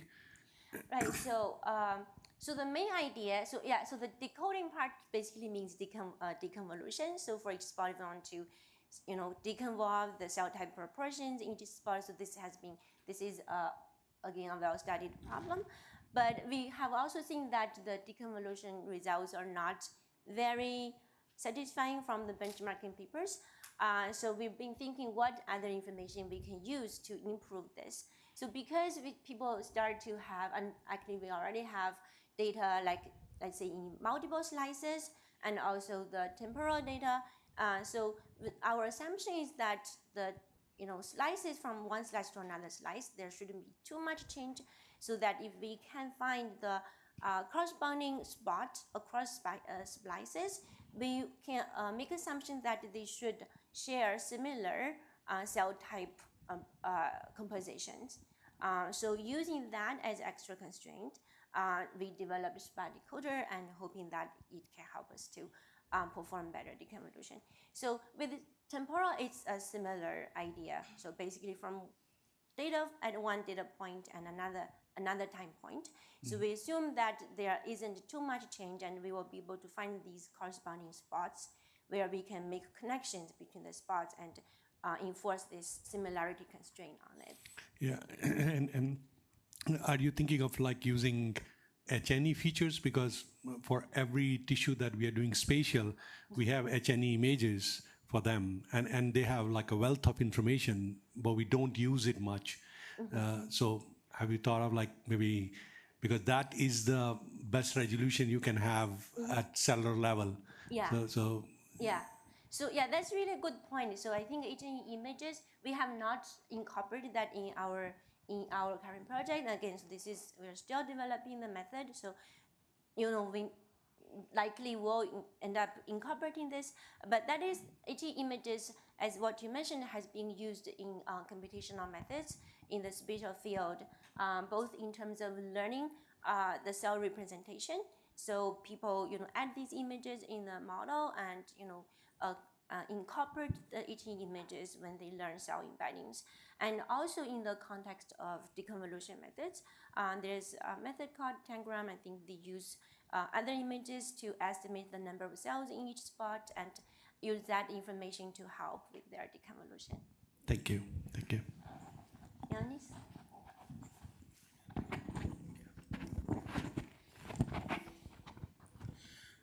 Excellent talk. Oh, Yeah, somebody's. that's Go ahead, please. So my background is basic biology. So my question is, as a previous distinguished speaker was mentioning, we started somewhere and we are like improving. So when I started 1.5 years ago to do some single cell RNA-seq, I was advised to use like just one batch because it is very expensive. Because it is very expensive, and so I pulled samples from 4 or 5 animals for each group and then did single cell. So given your presentation, how many batches we are expected to do? What is the anticipated percentage of difference we can expect between batches? For being basic scientist, I would like to know some of those basics. And when we are like pooling the samples from multiple animals in each group, do we really need to do different batches? So yeah, I think many people here who are more experienced with bench practice may know this even better. But for me, like from a computational point of view, we're not saying that more batches is better. So it's actually less batches is better, right? So if you are able to provide your data in one batch, then we will say that you avoid some of the batch effect that might be introduced in the scenario where you conduct multiple batches, and also in terms of how much batch effect is there. So actually, from some of the data sets that we have seen, in some data sets, batch effects are very small. So that is actually why. So how do you define a batch, right? So how, like in experiment, maybe it's like this whole set of cells that you send for processing is like one batch, but very often, especially if you perform that in your same lab, even in different batches, the batch effect could be very, very small. You can basically, initial test, a very small test to do is just to, try to plot a UMAP, like with all the data that you have from different batches and see whether, there is a large shift between batches. So that is also the reason. So when we were looking at this COVID-19 data set, so we saw that actually from the data in the same lab, the batch effect is very small. In the same study, batch effect is very small. So we ended up using, because we try to collect more data. So, so that's why we actually assigned a batch to be like an individual study. So when we talk about, I'm sorry, I'm asking one more question. So when we talk about these batch differences, so where from these batch differences coming up, like the single cell technology itself, or the experimental procedures, or something else, or our analysis? So is there any way we can or maybe all of them? So yeah, for me, it is still something that is not very clear. So I think, again, like people who are very experienced with experiments may have a better idea. I've talked to some colleagues. It is really not clear, like where exactly batch effects are introduced. It could be like where you perform the experiments, who perform the experiments. This is what I heard from colleagues. But then exactly, which part in the procedure, like which machines are giving us batch effect, I think maybe I'm hoping that the audience can provide more insights, or maybe we'll learn more in the future. Ioannis? Hi, exceptional talk.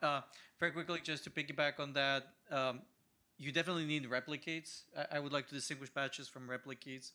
You will still do standard statistics with the data you generated. So minimum, even for spatial, minimum 3, 4, dozens for human studies, same things as for standard experimentation. So we use robotics for a single cell, so there is no human variation, and we still see batch means I do 8 samples a day, and I do 8 samples tomorrow. Even with robotics, there will be slight differences. Is it because it sells? Is it because of the technology? We cannot distinguish that. And I wanted to ask, that like segues to my question. When you get your batch matrix, could you factorize that into different variables? Because we could do a surrogate variable analysis with these variables, assess what they are. Some could be biological and I don't want to remove them.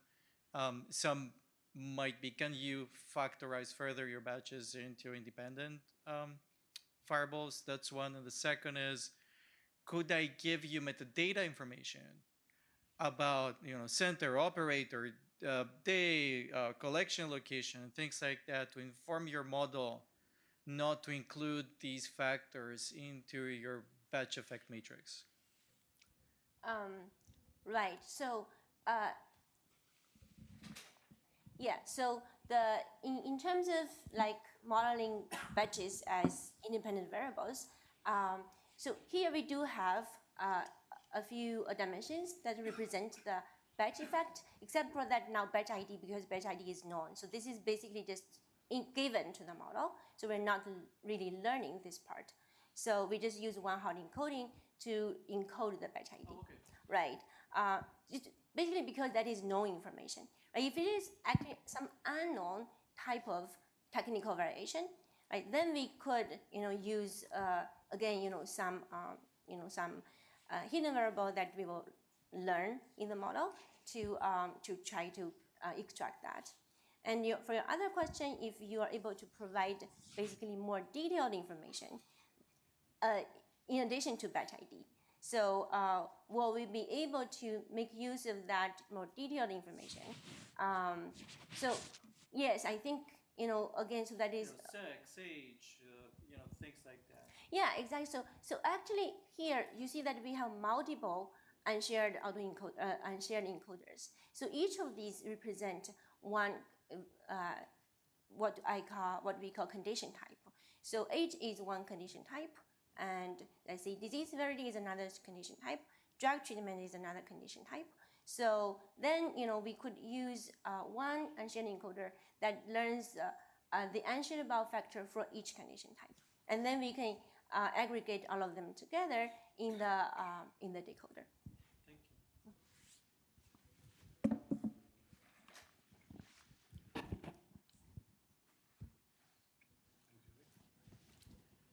Thank you so much.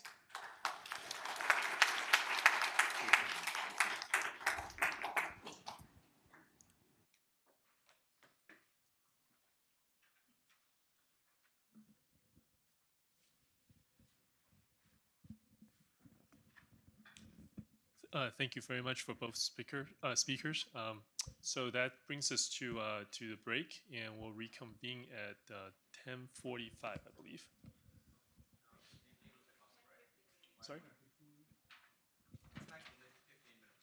Okay. That's fine. Yeah, I think 10:50. Right, so we'll come back in 10:50.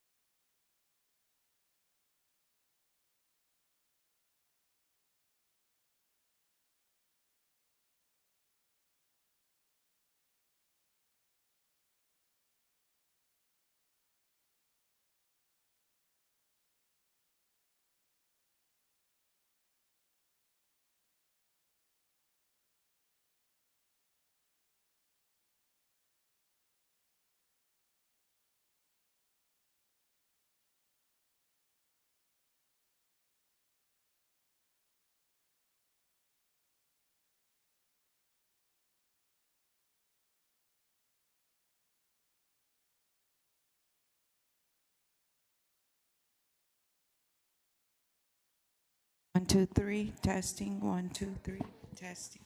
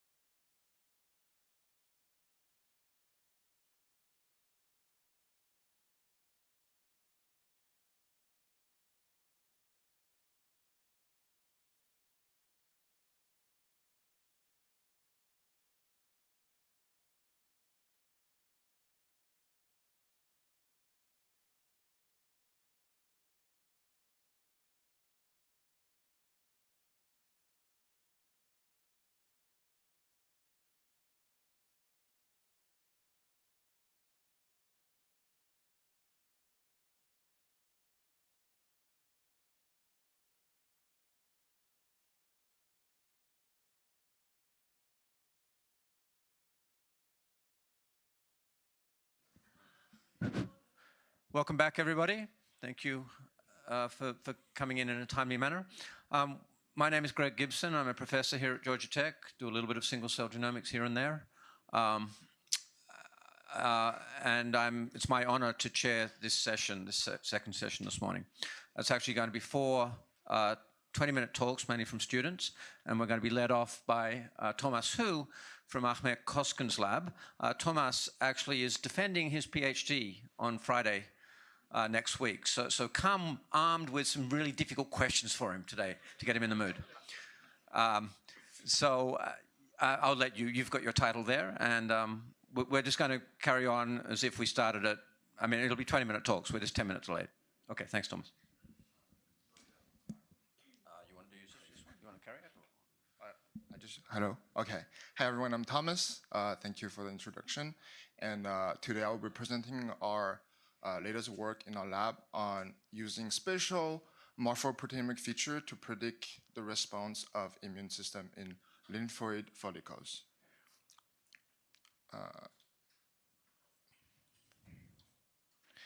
So one interesting aspect that we found during our discussion in our lab with one of PhD student Mayar and Dr. Koskin was that the formation of the follicle and germinal centers are kind of similar to, sorry, there's some technical difficulties going on.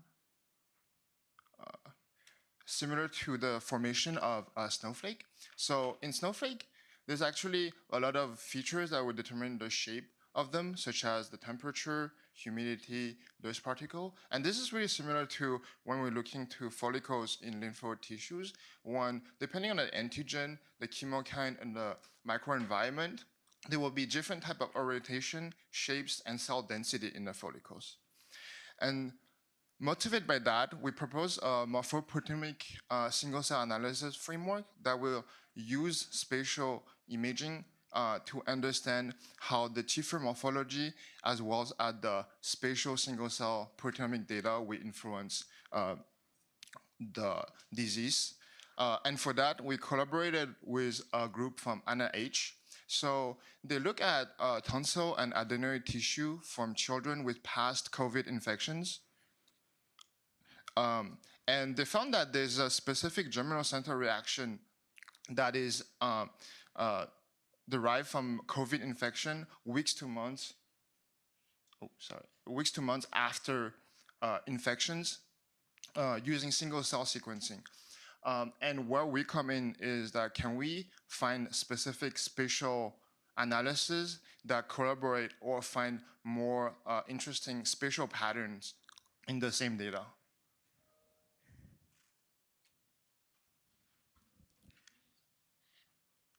And yes, for that, we have whole tissue proteomic imaging in both adenoid and tonsils. And well, so we have 6 tissue in each case. Sorry, I think there's the slides keep going. Okay.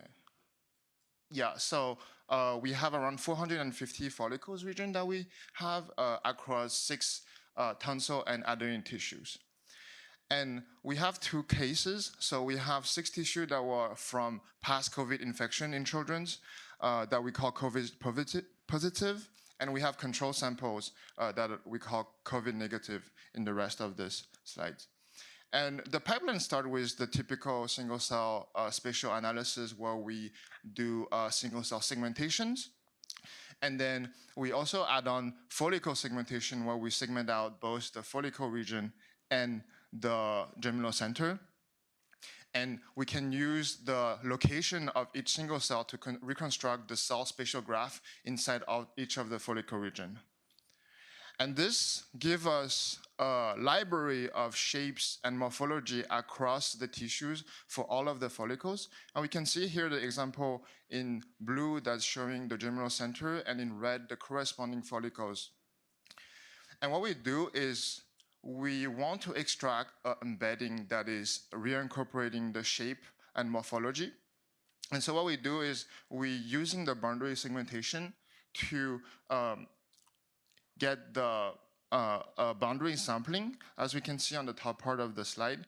And after getting the sampling, we align and normalize all the shape across the whole library, and finally use a PCA to reduce into a fixed size embedding.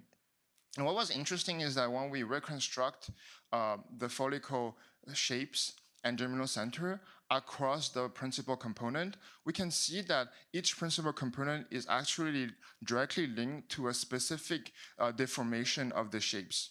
And so here at the bottom of the slide, we are actually plotting the variation across the principal component at a different standard deviation along the component. And we also benchmarked the PCA reconstruction with the OCO encoder model by fixing the number of the size of the vector. And this was determined, the size 16 was determined by looking at the explained variance across the PCA. And we used two types of metrics. One of them is hot source distance, and the second in mean square error to evaluate the reconstruction. And on the left side here, we have the example of PCA reconstruction, and on the right side, we have autoencoder reconstruction. And what was really interesting is that when we have this low number of embedding size, we find that in both metrics, PCA have a better performance compared to autoencoder. And so we use the PCA embedding for the rest of the analysis. And so we also do the single cell phenotyping, the typical pipeline when we're analyzing single cell data. So we have around 5 million cells across the tissues. And this is just validate that we have a lot of different cell type and phenotype that is represented across the follicle regions in all the tissues. And so our Snowflake pipeline is incorporating both morphology and single cell spatial analysis. And we also benchmark that with various type of model to make sure that we are actually having a good benchmark. And so we started by just looking at on the top part of this slide, the machine learning model, when we only look at the mean expression in each follicles of all the cells with morphology.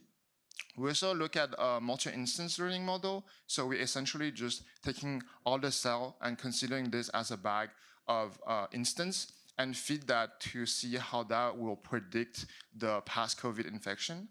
We utilize also just a simple graph neural network that is also the backbone of a Snowflake pipeline to see how, without the morphologic features, how that would how that will perform.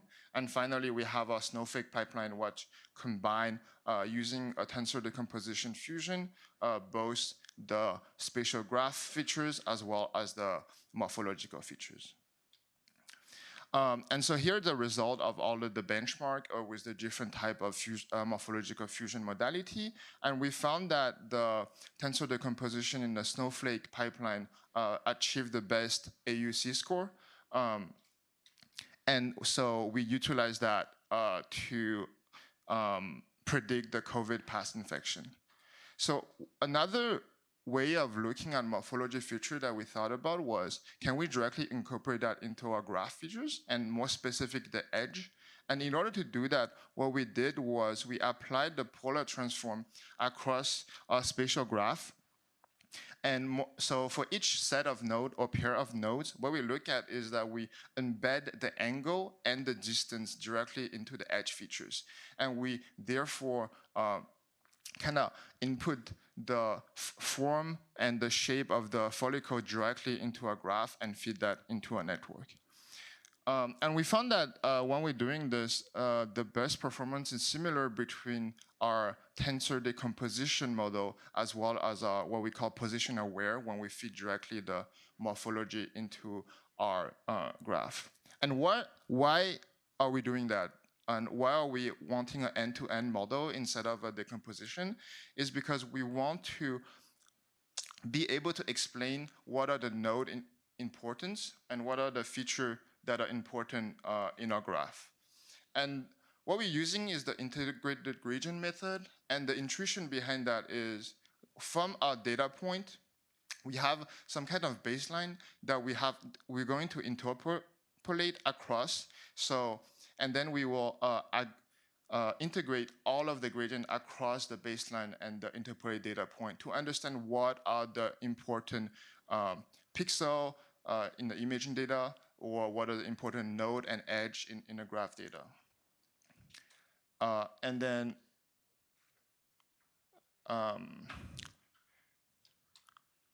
more specifically, so this should have the technical details of integration at the bottom of the slide, but I'll just try to explain it at a higher level. So in this specific example, we have our original image that we're trying to predict the presence of a water boat, and we have a baseline image that will basically to have a black image, and we're going to interpolate all of the different pixel level to understand what are the specific pixel that are important for the prediction.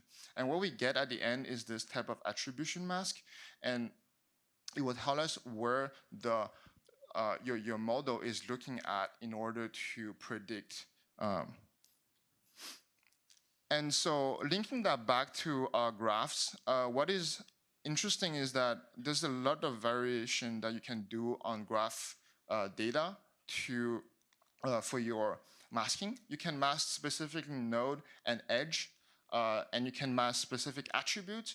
And depending on how you are masking and determining your baseline, you can also get different type of importance. And the first one was we look at a specific feature level importance. So we're looking at our specific protein markers. And what we found was that the high expression of K67 and CD21 was associated with COVID negative class. And this was also validated by statistical analysis directly in all the follicle regions when we're comparing the average cell intensity distribution.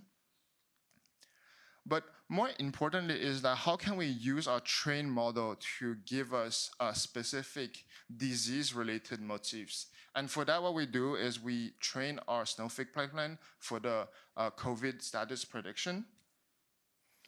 And then after training our model and using the best available model, we mask out edge and node one at each time. And we use that to get a better idea of what are important nodes and features and edges to enable us to actually get spatial motifs that are relevant to the disease.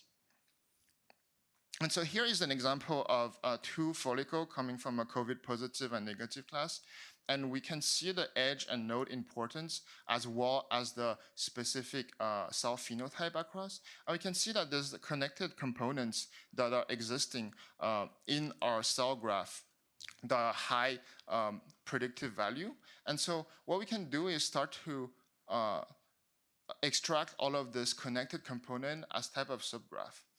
And after extracting all of the subgraph, we can feed them back into our Snowflake models to actually get subgraph embeddings to understand how they are related and how they are in a lower dimensional space clustered together. And so on this slide, on the left here, we have our subgraph clusters. And what's happening is that we are plotting the specific cell type distribution in each of the subgraph clusters. And in the most left part here, we have the prediction probability from a Snowflake pipeline that give us how they are related to each class, so COVID positive and negative. And we can see that in the UMAP embedding, we're seeing a good separation between the two classes. And when we're plotting the density of all of the subgraph across all of the patient, we're also seeing that they are, all of the subgraph are distributed across the patient and not only patient dependent. Just to validate that what we're finding is not just strictly from, for example, cell intensity or cell type, we also plotted this directly back into using the cell intensity embedding as well as the cell type density embedding. And we see that there's no clear separation in this case, just to validate our findings. And here is the example of specific subgraphs motifs that we are extracting in specific cluster back into the spatial domain. And one specific downstream analysis that is interesting is start to understanding what are the connectivity in each of the subgraphs that are important. So to do that, we have a subgraph data set, and we have the cell phenotype that we did using single cell clustering. We can start to count the number of neighborhood in each subgraph clusters and generate the connectivity heat map to understand what are the specific spatial relationship between a cell. And so here in an example, we have 3 distinct subgraph clusters, and we see how there's a specific type of cells that are more or less connected to each other in each subgraph. And we can do that for all of the subgraph cluster to give us a better idea of what are the most important motif and spatial relationship for each disease class. And just to conclude, what we did was we first used protein imaging to extract out morphology as well as cell spatial graph from our data in both COVID positive, so past infection, and COVID negative control sample in children. And then we generated this morphoproteomic prediction pipeline and benchmarked it with machine learning and multi-instance learning models. And finally, using the trained model, we successfully extracted specific motifs or subgraph of cells and use it to understand what is the spatial relationship that is important for this specific disease class. And on that, I would like to thank, our collaborators, our lab member, and the funding agency for making this work possible. Yeah, sorry a little bit for the technical difficulties, but thank you.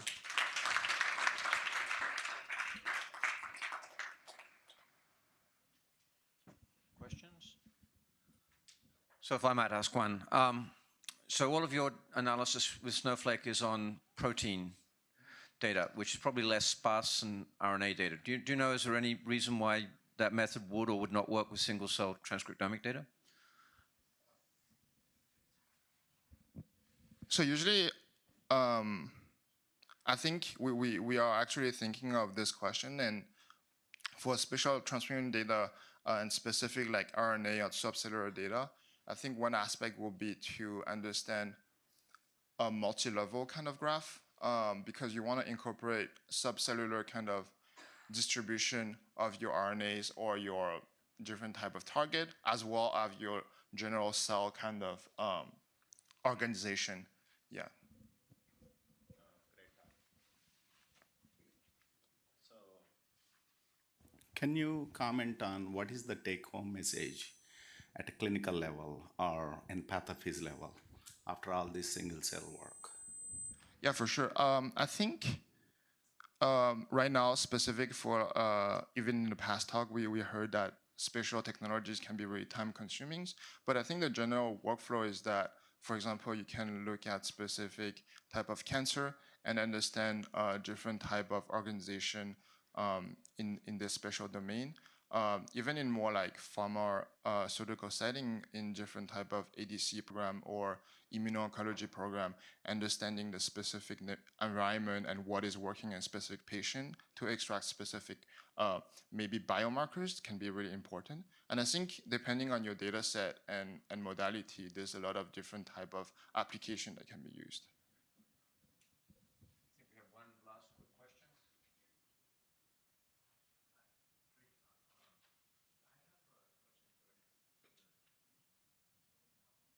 Just speak out. Project. Great talk, thank you. I have a question regarding the method specifically. For the aggregation of the embeddings, that once you have each cellular embedding, are you just communing of all of them, or are you aggregating them in some hierarchical fashion that takes account of the motifs? Do you mean by when are you the motif level or the? Okay, yeah. So actually, so I think the question is that how do we incorporate all of the cell level information at the graph level? And in order to do that, we actually benchmark various type of pooling method that incorporate the cellular level to the graph level. This is like the easiest way of thinking about it is a mean pooling, so you're just averaging out everything, but you can also use more advanced, such as attention level, that will learn actually from your data what to consider. And what is powerful about this is that it allows us to have various number of nodes, so various size of input, because all of the follicles are really different and the number of cells are different. So that was really a important part of this pipeline to allow the generalizability of it. Thank you very much, Thomas.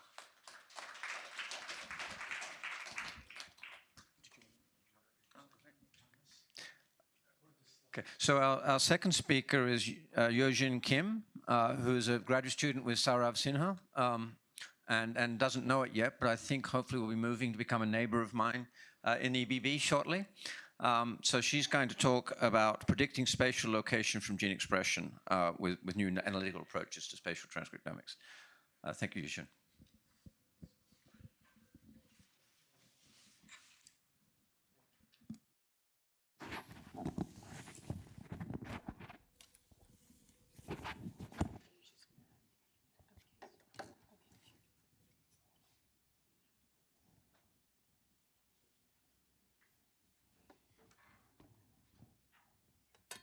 Okay, can you hear me?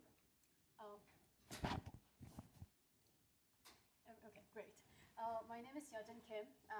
I'm a PhD student in Synthesis Lab at Georgia Tech, and I appreciate it with the opportunity to talk in AWSOM24.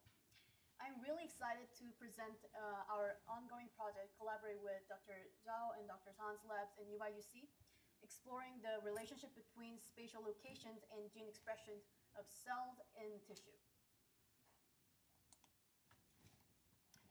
So to identify the relationship between space and expression, we utilize a spatially resolved transcriptomic SRT dataset. And SRT dataset measures gene activities in cells while also showing us where the cells are located within a sample. With the development of SRT technique, it is exciting that we can now do amazing things like visualizing the entire mouse brain transcriptome at single cell resolution. The data representation includes a matrix that shows the transcriptome at the individual cell level, similar.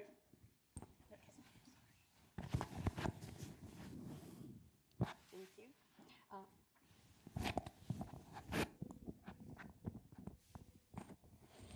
Thank you. Oh, is it better? Yes. Okay, great. Yeah. So yeah, as you can see in this right figure, you can see that this data set is similar to scRNA-seq in terms of they have expressions for each cells, but addition of the spatial location of each cells using X and Y coordinates. Are space and expression two separate variables? The answer is no. There are numerous examples of how expression and space are intertwined. For instance, many biological processes involve cells communicating with each other through ligand-receptor interaction, influencing the expressions of neighborhooding cells. Conversely, expression of a few genes can inform cells about their spatial locations, as has been shown in the context of embryonic patternings in Drosophila. In this research, we start with the fundamental questions: how much and what way does a cell's expression inform its location? To address this question, we develop a model named SpaceExpress, which can be learned a mapping function from expression to space using SRT data. More precisely, SpaceExpress learned a function f that maps the expressions g of cell C, embedding C that capture the cell's location X. And let me show you how this approach can help answer our central question in one of the best studied systems of spatial transcriptomics, the early Drosophila embryo. In this context, the answer to the what question is that a cell's knows its location along the AP axis and along the DV axis based on gene expression within it. We hope that the Space Express can provide this answer by learning the AP and DV axis as dimensions of embedding PC. In answering the how much question for this biological system, scientists have shown that a cell can determine its location on AP axis with less than 10% error. And Space Express can hopefully find such an answer by reporting how accurate the embedding P can capture the physical location, the X. This is how Space Express generates the embedding. Within an SRT dataset, considering cells I and J to the close to each other, and cell K to be relatively far from them. And we selected cell pair I and J and input their expression vector into the model. Through the encoder, embeddings for I and J's are produced. Our goal is for PI and PJ to be close to each other in the embedding space, while PK remain distant from them. And to achieve this, our loss function here, you can see that this formula shows the loss functions that inspired by the objective functions of the graph visualization algorithm, the Kamada-Kawai layout, and make it Pij is similar to Dij. We began our experimentation with the synthetic data simulating a Drosophila embryo.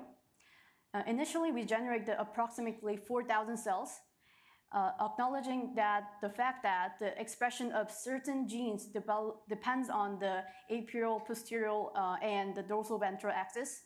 And this is how we generate the expression.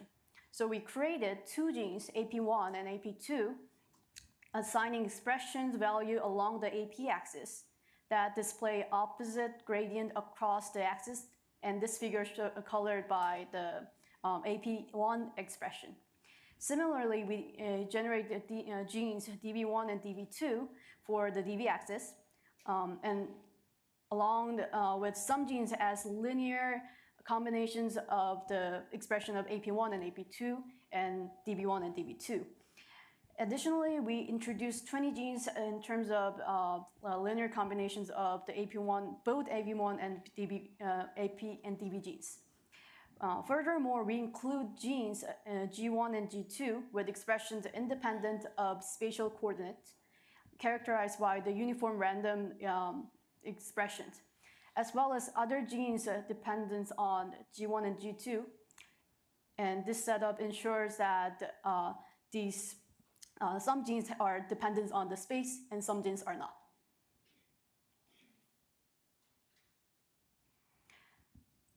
For our synthetic data, by using the expression, we obtain the embedding for each cell. We evaluate how well the model captured the spatial information by assessing the similarity of graphs. So we created two neighborhood graphs, one based on the spatial distance between cells, and the other based on the distance between embedding. Then we calculate the Jacquard similarity between two graphs, and using the embedding of Space Express enable us to achieve a 73% of similarity between the neighborhood graph of embedding and the graph representation in the real spatial relationship. And also, this is answered of our questions, how much positional information does expression provide? Okay, now we can describe the Space Express as an embedding of a cell's transcriptome from the perspective of spatial information. We also compare this performance with other methods such as Stagate, SCDR, and GravST, which generate the cell's embedding from SRT data. In terms of their ability to capture spatial information, using the same evaluation based on the Jacquard similarity, Space Express demonstrate a superior performance at capturing spatial relationship better than others. The embedding produced by the Space Express is a function of gene expression alone, And I will discuss what is the advantage this offers in the later slide. Our second question is, what positional information does gene expression provide? And this question is equivalent to asking whether the embedding represent the anterior, posterior, and dorsoventral axis in our synthetic data set.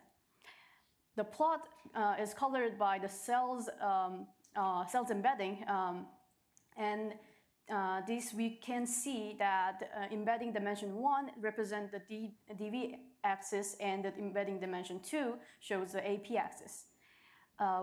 And there are some embedding dimensions that similar to the dimension 1 and 2 also. So here, therefore, we can map the cells, each cells to the position along this dimension, which means we can determine its location on the AP and DV axis, and which is also embeddings efficiently represent this spatial axis. Okay, we can also evaluate the space expressed on the other types of data set. Especially, we explore the scenario where the data set is clustered. It's different from what we see in the Drosophila. In this case, gene expression provide a limited information about the cluster location of cells. To this end, we construct 9 different clusters, as you can see in the first plot with the color, and each defined by the 9 distinct marker genes and additional random genes.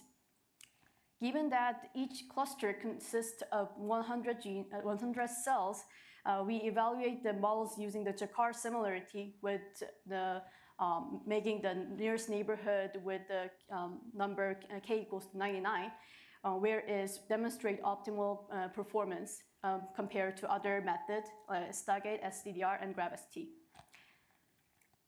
We move on to the real data set now, and such as Visium data on the human dorsolateral prefrontal cortex. The model performs competitively with the leading method, Stargate, in capturing the spatial information with the Jaccard similarity of 0.37. But when we incorporate the average neighborhood expression of each cells into the model input, Space Express had far better accuracy than others, with the Jaccard similarity of 0.52. And the embedding shows a clear gradient through the space, as you can see here. A result consistent with our finding for the mouse cortex. So we saw the same trend when applying Space Express to StarMap data on the mouse cortex, with the even more dramatic improvement due to incorporating the neighborhood information. And this is how the embedding looks like in the StarMap mouse cortex data. The next question we explored was whether this model is generalizable or not. We select 2 different slices from the DLPFC and train the models on the data above, and then the result embedding exhibit the gradient from the bottom right to the top left, as you can see in the dimension 1. When we test on the different slices in the bottom left, the model successfully captured the gradient from the layer 1 to the white matter. So this directions here is that this is where the layer 1 is located, and this part is the white matter. So it captured the same directions as we training the data set. And it also assigned a similar embedding to cells within the same layer, as you can see in the dimension 2. And even though the shape of the layer in the cortex changed, and we didn't check any spatial information in the testing data set. This is possible because of the models rely solely on gene expression. So when we evaluating how well the model captured the spatial information quantitatively, we examine it from both global and local perspective. Globally, we observed that embedding from layer 1s are distinctly separate from those in layer 6. We categorize the cell pair based on the number of cells between them, and checking that correlations between the medians of each box plot and their distance. We checked that it shows a perfect Spearman correlation in the testing set, and locally, within the same layer, we assessed whether the distance between the embedding correlations with the actual spatial distance between cells, and it shows a correlation of 0.28. It is considered decent, especially given that the data set was previously unseen. And therefore, we can conclude that the SpaceXpress is the first spatially reconstruction tool capable of extracting the spatial information from the non-spatial data set without needs to map this data onto reference tissue. Okay, move on to the next application of the SpaceXpress. It is the tools to identify changes in spatial expression between samples. So many tools currently available are adept at detecting the spatial patterns of genes within the same single tissue, single sample. However, comparing and distinguishing spatial patterns across different samples poses a challenge because space is not easily comparable. And SpaceXpress addressed this issue by learning a common coordinate system for the sample, which should enable it to detect changes in spatial pattern. So we go back to the synthetic embryo data set we used in the first place, and then we synthesize two different embryos with a similar transcriptomes, but alter the spatial patterns of one of the genes of APDB genes, which is the linear combinations of AP gene and DB genes. I think it's not clear in this big screen, but you can see that how the expression is spatially different from the one sample to the another in the second row. First row is showing the genes that have the same expression pattern. And here, our question is, can we detect this difference of the spatial expressions of genes, APDB? For this task, we applied the SpaceXpress to learn embedding on two distinct samples jointly. If we join training two samples, we get the embedding for cells in two embryos, which we can use as a common coordinate system. It allows us to plot each gene's expression against individual embedding dimension, provide a visual representations of expression pattern in common coordinate system across the sample. As you can see in this plot, sample 1 and sample 2 are represented by two different colors and shows a gene expression level against the embedding dimensions is separated. And to quantify the differences, we conducted the test between the group. The results are statistically significant with the p-values of less than 8 to the minus 96, which shows a very strong statistical difference between the spatial expression patterns of the two samples. And yes, we can detect this difference of spatial expressions between samples.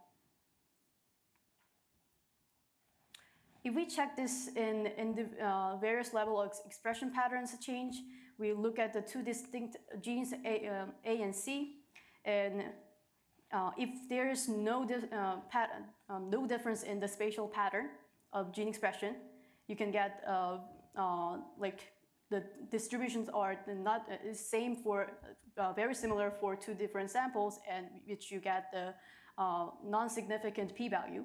But if the patterns are very different, so you will get a distinct distributions difference in the embedding and embedding with the expression plot, and then also you will get a very low p-value. And these, we will call this as a differentially spatial expressed gene. In summary, we delved into the relationship between the gene expression and spatial locations, and the SpaceXpress probed this encoding. And SpaceXpress provide low-dimensional representation of cells in SRT dataset. and it can use for a spatial reconstruction in non-spatial single-cell data. Now, and last point, the spatial expressed can find a differentially spatial expressed gene. We are collaborating with Professor Zhao and Professor Han in UIUC for this project. I would like to thank our lab members who working together for this project.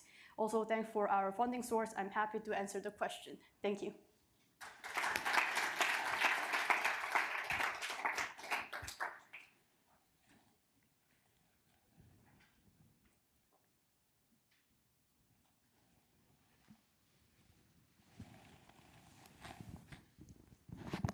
Really cool work and thought-provoking. So what if you had, let's say your Visium slides were much larger. Yes. And right.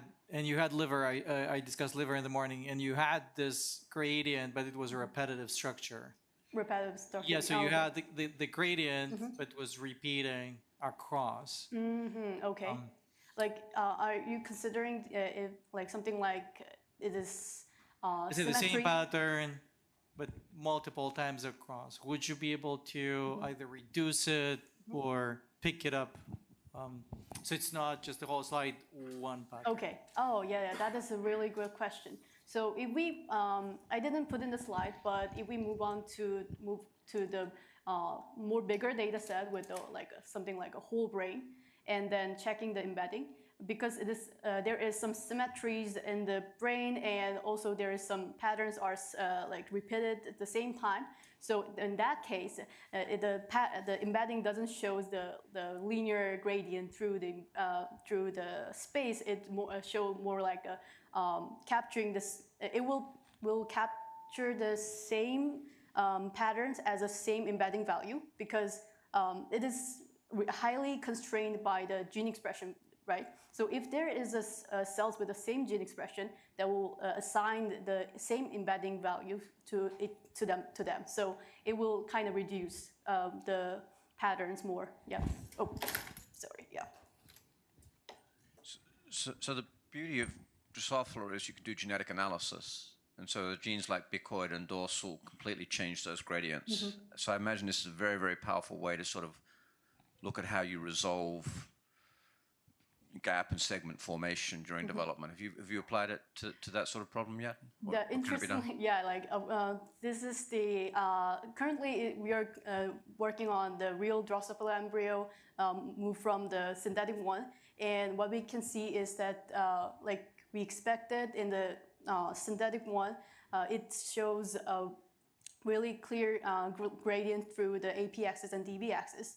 And it actually captured the relative positions of the subgroup of cells that which in the embryo, and also in the embedding space too. So it is like ongoing right now. All right, thank you very much again, Yeojin. Oh, we have one more. Okay. I'll co-chair.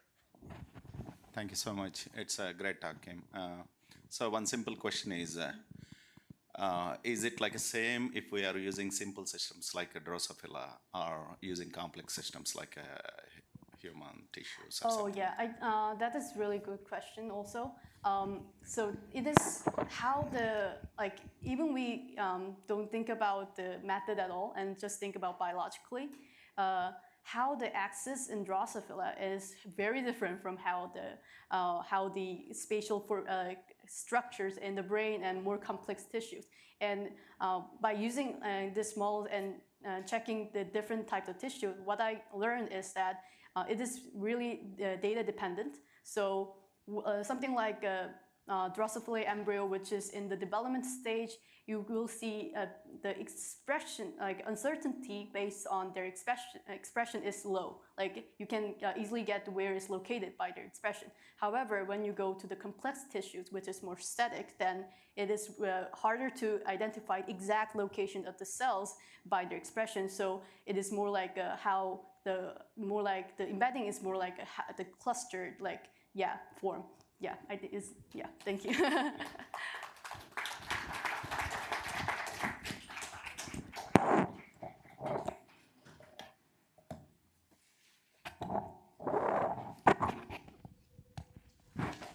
So a little bit of change of theme, but sticking with development of new software tools. A problem that's troubled everybody doing single-cell analysis for 10 years now is doublet detection.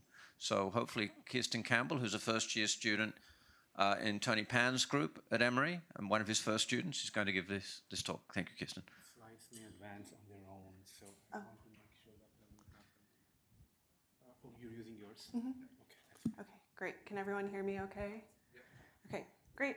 So yes, I'm Kiersten Campbell. Today I'll be presenting our work on parDoub, a parallelized doublet detection tool for single-cell RNA-seq data. And this work was done in collaboration with Sean Jordan and Tony Pan. So as a brief outline of this talk, I'll first give some background on what exactly doublets are and existing methods to identify them computationally from counts matrices. I'll then step through some potential areas of improvement for these existing methods and how parDoub, our implementation, addresses those limitations. I'll then go through some performance and runtime analysis comparisons with an existing method called scRublet, and then finally we'll touch on some anticipated future work. So what exactly is a doublet? In the process of conducting single-cell RNA sequencing, individual cells are captured in water droplets. However, there can be cases where two or more cells are encapsulated in the same droplet and then quantified in tandem. And these instances are a significant source of technical noise in single-cell RNA-seq data that can skew downstream analysis. So typically in the literature, we discuss two cases of doublets: heterotypic doublets, which are two or more cells from different cell types that are sequenced in tandem, versus homotypic doublets, so two or more cells of the same cell type sequenced in tandem.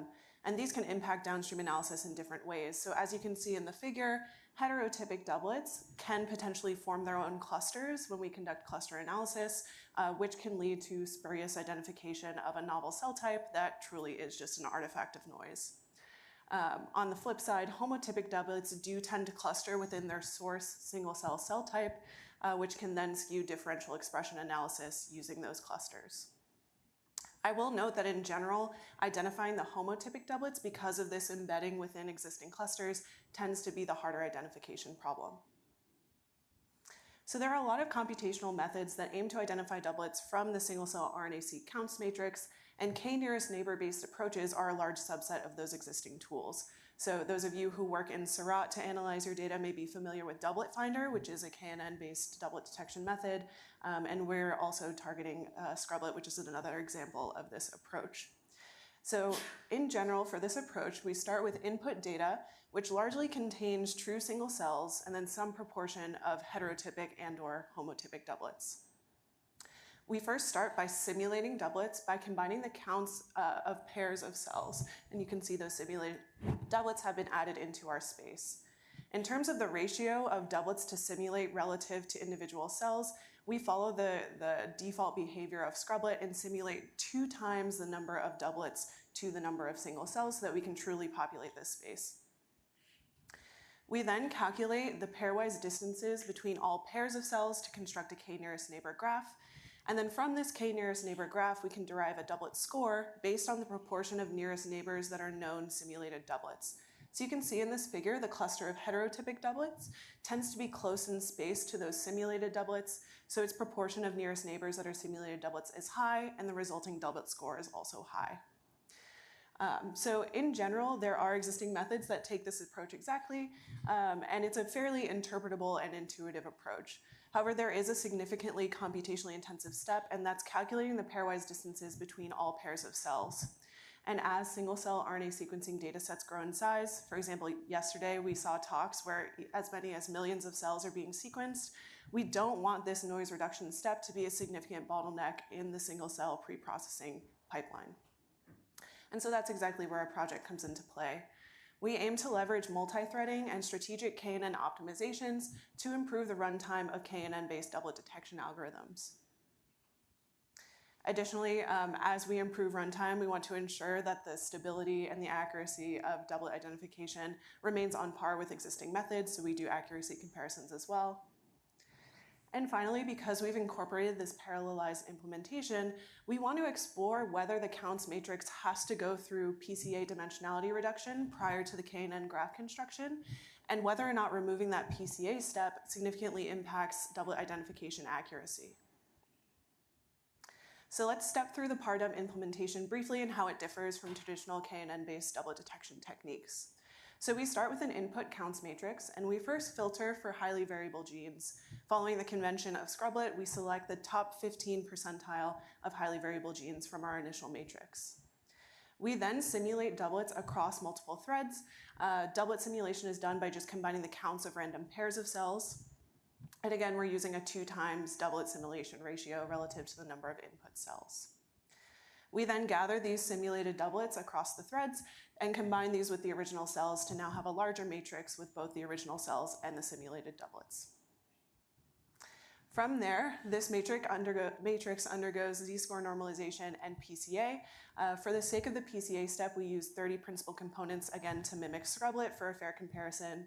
And then this PCA embedded dataset goes through a parallel KNN implementation. So recall I mentioned earlier, for each cell, we want to calculate the pairwise distances between all other cells, which can be expensive if it's done sequentially by stepping through each cell. So what we do here is we partition the set of cells across multiple threads so that the doublet scoring for multiple sets of cells can be done in tandem at the same time. Additionally, because we're doing the PCA compression step, or the PCA embedding step, our original sparse expression matrix is now a dense matrix, so we can also leverage SIMD dense vector optimizations to further improve the runtime.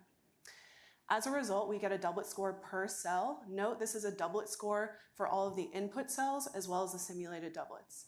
And the reason why we have to score the simulated doublets is to identify a score threshold above which we label a cell as a doublet. And the way we do that is take a look at the score distribution for our input cells and the simulated doublets and identify a meaningful threshold that separates those two distributions. And you'll see an example of this later. So in addition to sort of recapitulating the KNN-based implementation, there's 2 steps of this algorithm that we probe a bit further in this project. The first of which I mentioned is the PCA step. So if we have this parallel implementation, can we skip the PCA step and run with the full set of filtered genes and see how this impacts accuracy? And additionally, even though we use the simulated doublet scores to identify a doublet threshold, can we subsample some of these simulated doublets in order to decrease the runtime? So when we compare with the existing method scrublet, we step through a very targeted evaluation methodology to make sure we're really confirming the accuracy of our tool. So we take an existing data set, the PBMC 10K data set, and for the sake of this experiment, we're going to assume that every single cell in that original data set is a single cell. It may be the case that there are some doublets present, however, since they're not labeled, we'll just assume these are all single cells to start. We then inject our own artificial doublets to serve as a ground truth to evaluate the tools against. And for this evaluation, we're going to create one data set that contains only homotypic doublets and a separate independent data set that only contains heterotypic doublets. And these are based on the original Seurat clustering of the original data. Both scrublet and parDoub are provided this counts matrix that contains the original cells and the injected doublets, and then we can evaluate its performance, the performance of both tools based on those held out validation labels. So if we initially just compare parDoub to scrublet, so now parDoub is run with the 30 component PCA and using all of the simulated doublets to score, we can see here that in terms of accuracy, F1 score and precision on both data sets, parDoub is running about on par with scrublet. However, notably the recall has increased in the parDoub run. So of the injected doublets that we know are present in this data set, parDoub is able to identify those, a higher proportion of those. Now let's take a look at how PCA impacts the resulting doublet scores. This is purely working with parDoub. On the left, I show the output doublet scores for our input cells, shown in orange, and then the simulated doublets. These are the doublets simulated for the KNN graph, shown in blue. And on the left, we have a run that incorporates the 30-component PCA, and on the right, we've removed the PCA step and run with the entire set of filtered genes, the filtered gene set. And in red, I just have the score threshold that was identified, above which we label a cell as a doublet. And what we can see here is when we exclude the PCA step, there's a clear separation between our simulated doublet scores and the input cells doublet scores. And in fact, if we now introduce those injected doublets and take a look at the resulting scores there, when the PCA step is removed, a larger proportion of those injected doublets fall above the score threshold, so we're able to identify more of those as doublets. And if we take a look at the performance metrics for this sort of head-to-head comparison of including PCA and excluding PCA, we can see that in terms of accuracy, F1 score, and precision, doing the PCA step versus excluding the PCA step perform on par in terms of those metrics. But in terms of recall, when you exclude the PCA step, the recall improves, so you're better able to capture more injected doublets. And it's a similar story for the homotypic data set, so I'll just step through this briefly. Again, including the PCA step on the left versus excluding it on the right, we can see that there's a clear separation between the scores of the input cells and the simulated doublets. But more notably, if we now take a look at the doublet scores of the injected doublets, recall that homotypic doublets are traditionally the harder case to identify. And we can really see that coming through in the PCA version, where the doublet scores for those injected homotypic doublets tend to sort of expand over the range of possible scores. But if we exclude the PCA step, now a larger proportion of those homotypic doublets fall above the score threshold, and we can identify them more reliably. And if we look at those accuracy metrics I mentioned earlier, recall is definitely improved for the homotypic data set as well when the PCA step is excluded. So note that there is a trade-off here. So when we're doing the PCA step, we're reducing the number of genes, the dimensionality of the data set, so it will run faster. So in terms of parDoub's runtime, it takes about a minute or two to identify doublets when you use the 30-component PCA, whereas when you exclude the PCA step, it takes about 15 minutes. So there is a jump in terms of runtime, but you can weigh the jump in runtime versus the accuracy for identifying doublets. And note that for the no PCA version of this algorithm, we have further optimizations that we aim to implement that can reduce that runtime further. The other step of this algorithm that we aim to optimize is whether or not we necessarily have to calculate doublet scores for all of the simulated doublets and how that impacts the threshold we use to call doublets. So here what we're doing, we're computationally identifying a threshold using a scikit image function threshold minimum. And what we wanted to see here is if we subsample those simulated doublets, how stable is that score threshold we use to identify doublets? So as we move from the left side of the axis, where we're sampling smaller sets of those simulated doublets, you can see that the threshold identified changes significantly, which will impact downstream accuracy. However, as we get to a subsample size of around 10,000 simulated doublets or more, that threshold is relatively stable. So perhaps we can use a sample of this size. And indeed, if we look at the resulting score distribution, again, input cells in orange and the simulated doublets in blue. On the left, when we use all doublets, there is a clear distributional difference between the two types of cells. However, when we now subsample on the right, even though the peak of the simulated doublet score has decreased, the overall shape of those distributions is still quite similar, and we can identify the same score threshold and perform similarly on the doublet identification task. So in addition to accuracy, we also looked at runtime, since this is a parallel implementation, and we look at it from two perspectives. One is the resource scaling. So if we work with a fixed data set size, in this case 10,000 cells, how does the runtime change as we increase the number of threads? Additionally, we can look from the perspective of data size scaling. So if we work with a fixed number of threads, how does increasing the data size, in this case increasing the number of cells, affect the runtime? So in terms of resource scaling, we're working with 10,000 cells and increasing the number of threads from a single thread to 16 threads.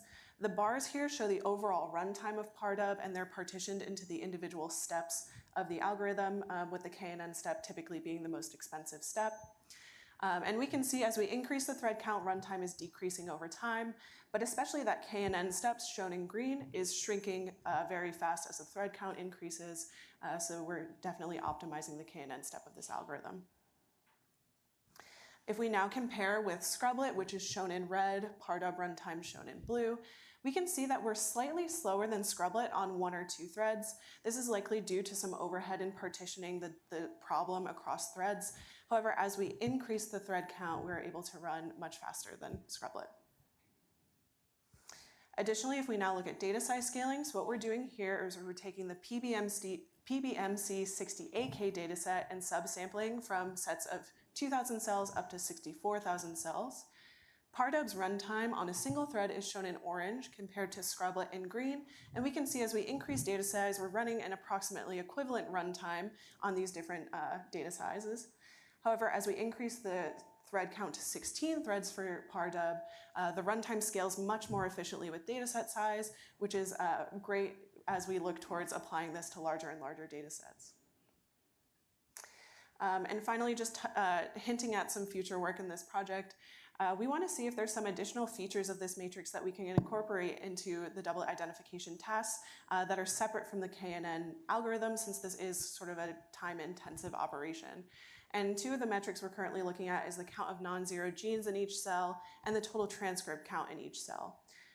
So for example, if we look at the count of non-zero genes and we plot that for our data set that contains real cells and injected doublets, we can see it's approximately bimodal. So perhaps if we fit this distribution, we could use that metric as a simple cutoff to identify doublets before pursuing the more computationally intensive KNN step.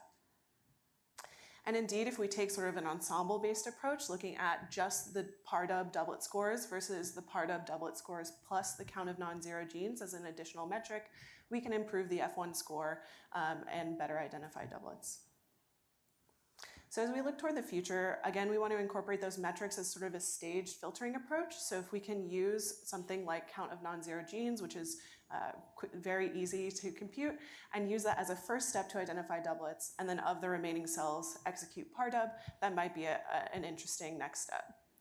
Additionally, we do have ideas for further optimizing the runtime, especially in the case where we exclude the PCA step, which is the more time-intensive run at this stage. And finally, we've evaluated runtime on data sets that include independently just homotypic doublets and independently just heterotypic doublets, but it would be nice to do a run with a data set that contains both and see if there's any difference in accuracy on those two classes of doublets. So thank you very much, and I'm happy to take any questions.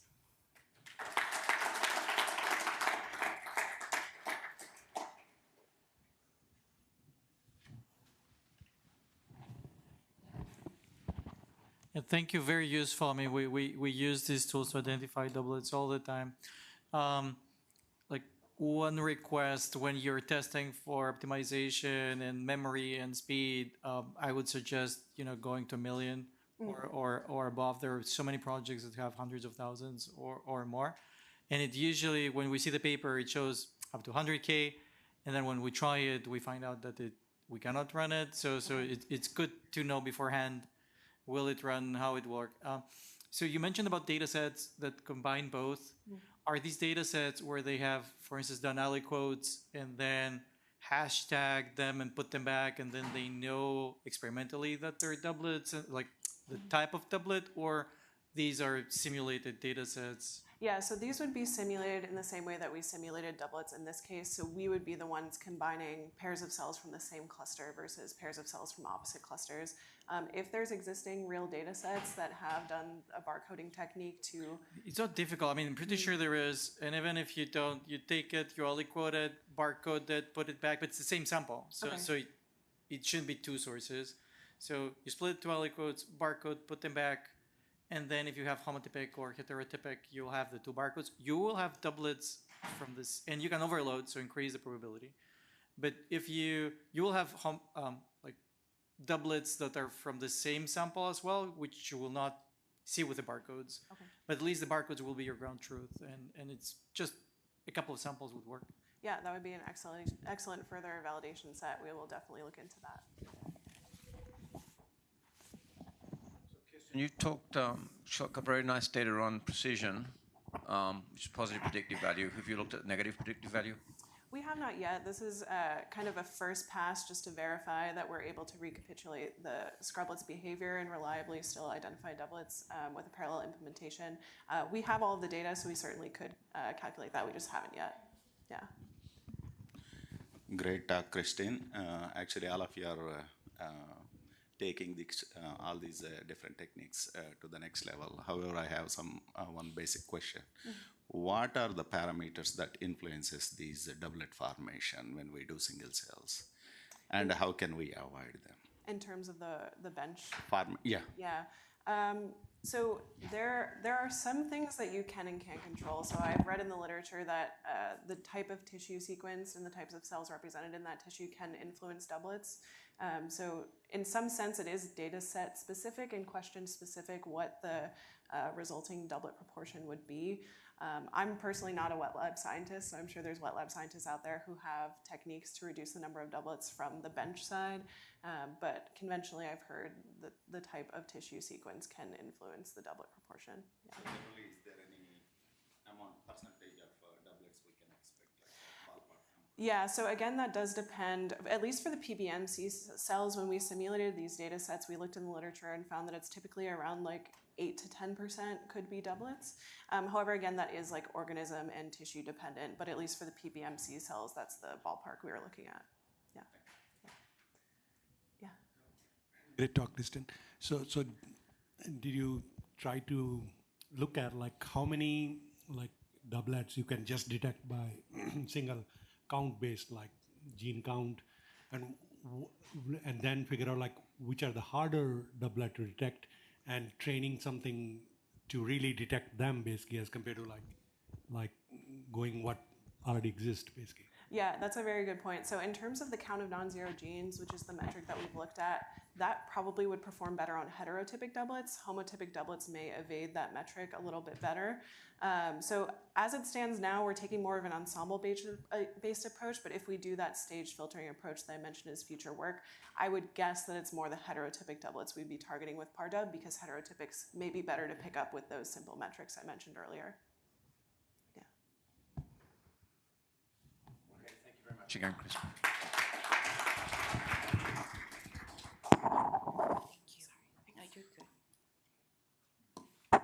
Testing. All right, so we've heard a lot about spatial transcriptomics. Of course, no session on contemporary single cell can be complete without some discussion of multi-omics. And so I think it's appropriate that we finish this session with a little bit of a talk on chromatin profiling with ATAC-Seq. So Zhang is going to present some work. He's a graduate student with, I believe, with Xiuwei, and has the honor of closing out the symposium. Okay, let me try. Hi everyone.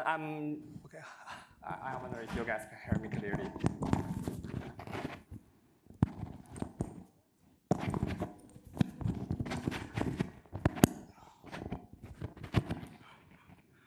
Okay, hi. Hi everyone, I'm Yuqi from Professor Xiuwei Zhang's lab at Georgia Tech. Here's my topic today, discovering cell types and states from reference with heterogeneous single-cell taxon features. In my presentation, I will first give a brief introduction to the problem we try to solve, and then I will show some details of our method and finally show some results. Okay, let's start from the background part. So we know that single-cell ATAC-Seq data is quite important in biomedical research. It can help us identify cell type-specific cis-regulatory elements and also help us discover such CRE dynamics in disease or development. But these are all downstream analysis. What we're gonna do first is to annotate cell types in our data. But we know that cell type annotation in single-cell ATAC-Seq data is not as straightforward as what we do in single-cell RNA-seq data. In single-cell RNA, we can directly have a gene expression matrix, so we can use marker genes to label clusters. But in single-cell ATAC-Seq, we do not have that information, so we need to first calculate gene activity score, and then use gene score to label clusters. But gene score can be sometimes inaccurate, thus mislead the annotation. Another approach is to transfer cell types from an annotated reference, which is also called reference mapping. Compared with using gene score, reference mapping is a well-defined question with many advantages, such as faster, be more generalizable, and doesn't require pre-knowledge. A good news is there are many annotated single-cell ATAC-Seq datasets have been published in recent years. For example, in human, we can find over 2.5 million annotated cells, and in mice, we can find over 1 million annotated cells. But the bad news is these atlases are not fully utilized. So why did this happen? Just take a guess. Okay, 3 seconds. The first challenge is that features are distinct between query and the reference data. We know that current reference mapping tools and supervised and classifiers all require a land feature set. But we also know that features in single-cell ATAC-Seq data can vary between data sets. Here's an example.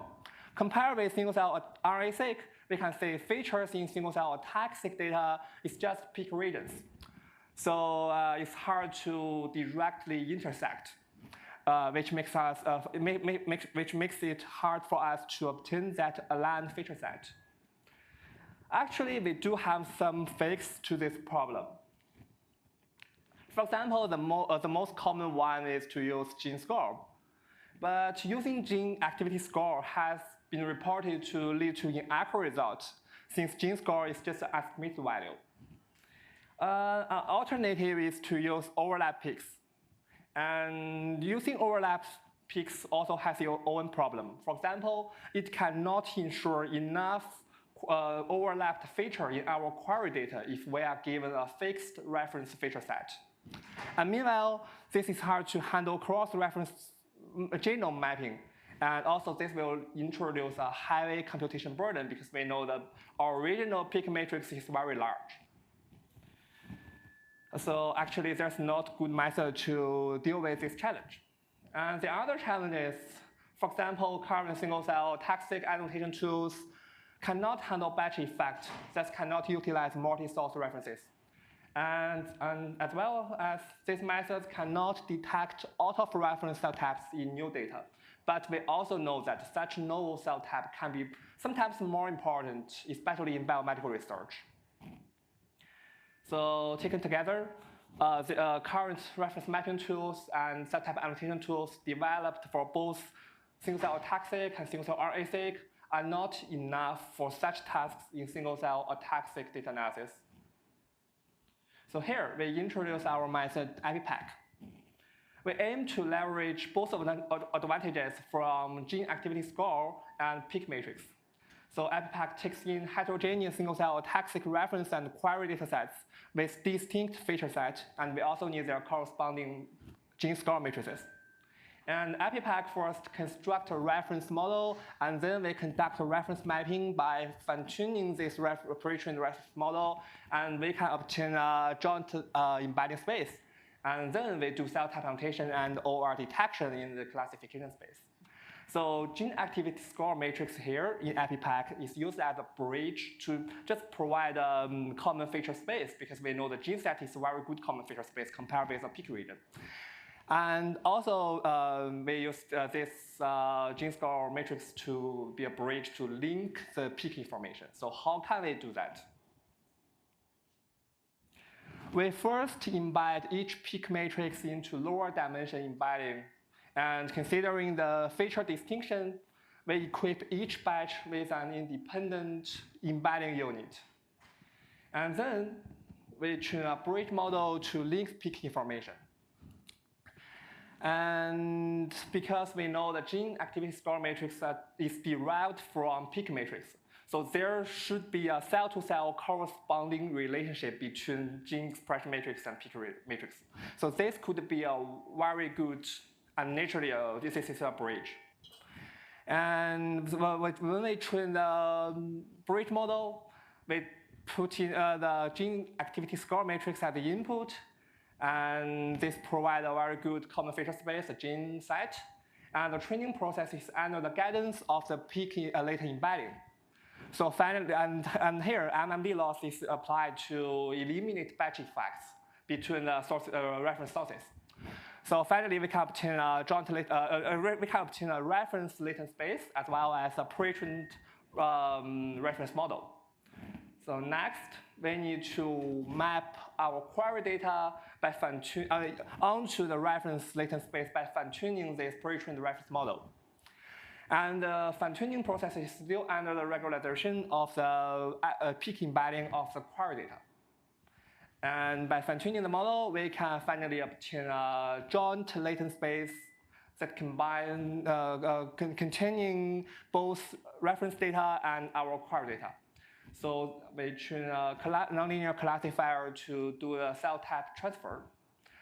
And the classifier tries to compact intra-class distance and make the inter-class space separable. And then we can do the cell type classification on the classification space. And also we can detect out-of-reference cell types. And here we will show how we detect such out-of-reference tests alongside this cluster and the annotation result. So we first calculate parameters for each cell type in the reference space based on the reference latent embedding. And then, because by the classifier, we can obtain a joint classification space that can combine reference data and query data. So we can calculate distance for each query cell based on the annotation result obtained by the classifier. So this distance is also called Mahalanobis distance, and we also find that this Mahalanobis distance a big chi-square distribution. So we can do a statistical test based on the distance of the query data to the center point of the reference data of each cell type. And by conducting the statistical test of this chi-square distribution, we can obtain a rejection threshold by setting like several p-values. And here, we can test whether a query cell is located in this rejection region, and if this is located in this region, is a potential OR cell type, and then we can label it as unknown or uncertain. And meanwhile, we can also get a certainty score by this statistical test to provide an interpretable result. Taken together, all these three parts make up APPAC. And then we can see some results. To demonstrate the unsupervised reference mapping ability and cell type annotation performance of APPAC, we benchmarked it with several popular tools such as SARTIS. We know that this is a reference mapping tool, as well as Xiuwei and PeakVI. And also we benchmarked it with cell type annotation tools such as CellCanal and SVM. So the results show that by leveraging the heterogeneous feature set, APPAC achieves the best performance among all the tasks. For example, in panel A, this is a result of the reference mapping task. APPAC reaches the highest performance on both spatial correction and bioconservation task. And panels B and C here is a result of the cell type annotation performance, and we can see that APPAC also achieved the best performance compared with the other methods that only taking gene activity score matrix or just use the overlap peak to do such classification. And then we also test whether the reference mapping function of APPAC can preserve cell population structure, because this is a very important thing for a reference mapping tool as well as a cell type annotation tool, because we will do OR detection further. So compared with de novo integration, we can see the reference mapping function of APPAC successfully preserved cell population structure. So all of the cell types are mapped very well. And especially we noticed that even though the minor cell types, there's a very small population. Here we circle it with blue color, the PDC cell, which is a very small population. And the APPAC reference mapping function still successfully conserved the structure of this small population, the rare cell type. So this is a very good base for the further OR detection and cell type annotation. And another thing that's important for cell type annotation is the quality of the reference construction. So we also test APPAC on two separate scenarios. The first one is the intra-reference genome reference construction, and the other one is inter-reference genome construction. So what means intra-reference genome? It means all of the batches of the reference come from the same reference genome, such as HG38. Also, and we can know that the inter-reference genome means that some batches may come from HG38 and some batches may come from HG19. So in both tasks, we can see APPAC achieves the best performance against the other popular integration tools like Lager, Harmony, and peak VI, they all take like overlap peaks or just take the aligned gene activity score matrix. And also we can see the EpiPack also achieves best performance in the inter-reference genome reference construction task.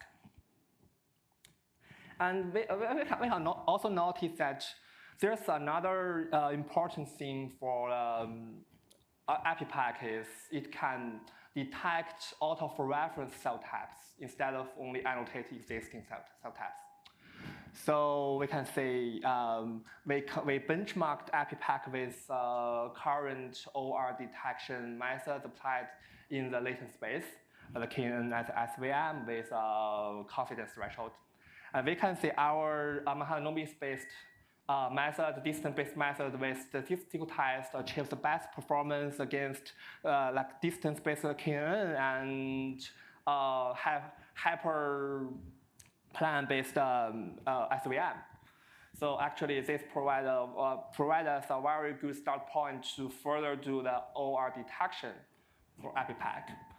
And then we can consider this as a case study. So the query data here has one cell type extra compared with the reference data sets. So the query data has B cell, but reference data has not. Doesn't have B cell. So all of the other cell types are the same. And when we map the query data onto the reference mapping and do the cell type annotation, we can see the predicted cell types here. It's quite similar to the cell population structure of the query data, with the ground truth of the query data. And more importantly, we successfully identified that extra cell population, the B cell, and we label it as an unknown cell type.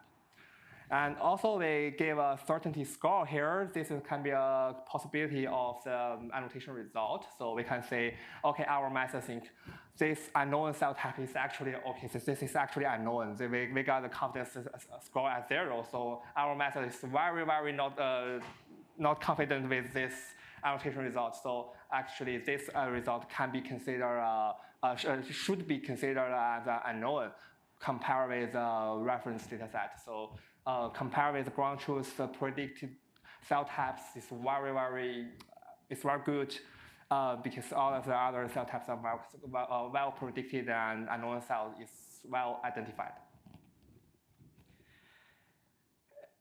Yeah, so here's a conclusion. Today we introduced EpiPack, a uniform framework that perform a few critical tasks on single-cell ATAC-Seq data, including like reference mapping. Also, we do a reference construction, and then more importantly, we do OR detection alongside with cell type classification. And comprehensive experiments have demonstrated that EpiPack is an effective method compared with the current common feature-based methods on single-cell ATAC-Seq dataset. And finally, I would acknowledge my research group for their support of my work, and this is my cute research group, my lab. And thanks everyone for attending. I know I'm the last talk in this project, so again, thanks everyone for attending this workshop, and thanks again.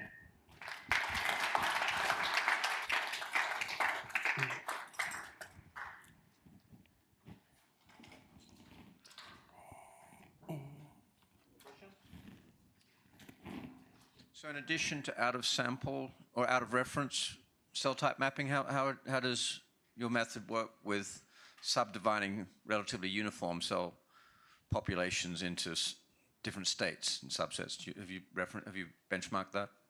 Yeah, we plan to do this to test whether the reference mapping can also conserve like state shift or something like that. Because we do have an extra function of the OR detection is to detect the cell state shift rather than just detect major cell types. And because this is quite complicated, and we have time limit in this workshop talk, so I just put how IPPAC detect major cell type differences with reference, but we do have that function. Yeah, thank you. All right, I think we have a hungry audience. So once again, I'd like to thank all 4 speakers, and in fact, all speakers throughout the workshop. Did you want to say a few things before? Yeah. So we'll have the lunch and the poster session after this. Poster session is just outside, but we'll come back to this room for the closing remarks and the awards. So don't forget that. Thanks.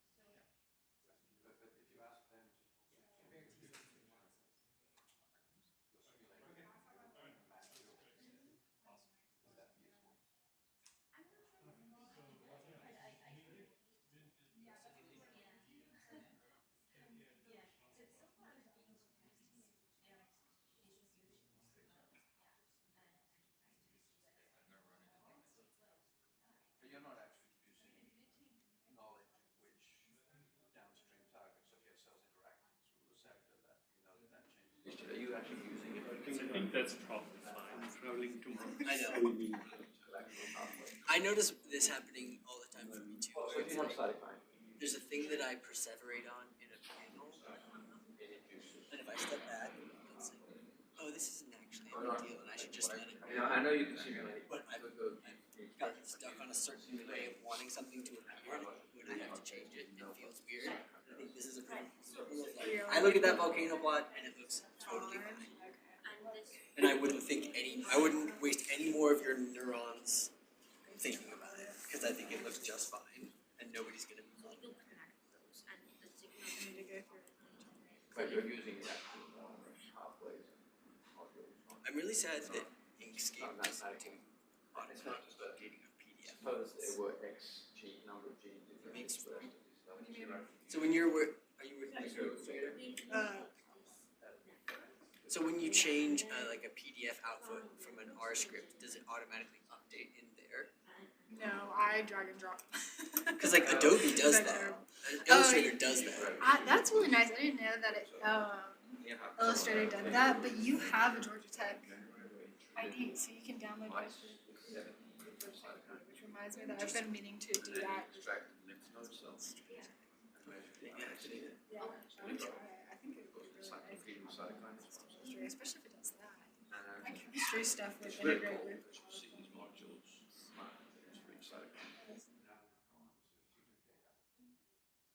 Two problems. It's not supposed to human, but it's also circulating. And it's multiple exposures. But it looks like it's fine. Probably not, because then it needs a folder to link, a folder and a file to link to.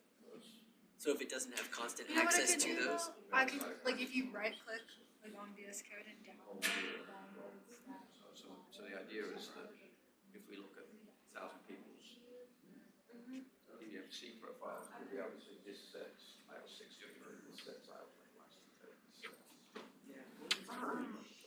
it can run very slow on like not so well operating system. So for me, like the lab part for the most part is So in the body, that's the hypothesis. Illustrator was your body, my body, your Sarab's body. The considerable structure of our immune profile is a function of whichever cytokine is dominant. Okay. Proportions, ratios of those. So that's usable. That's the idea.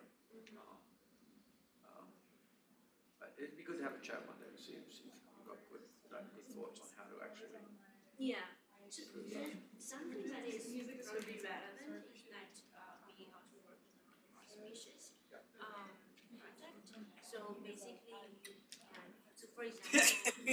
you can, so for example, we can apply some treatment. My goal for project number 2 is to be management. And then we try to polishing my panels as it hacks them. I'm going the other way around this way. So we've got humans. Can we infer what motivation? Right. So in that case, you want to. It's my own fault. But I have many regrets of just like not taking the 5 minutes every time. And fix something's like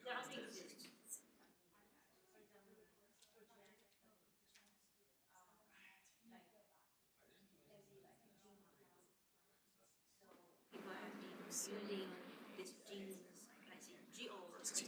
so basically, how do I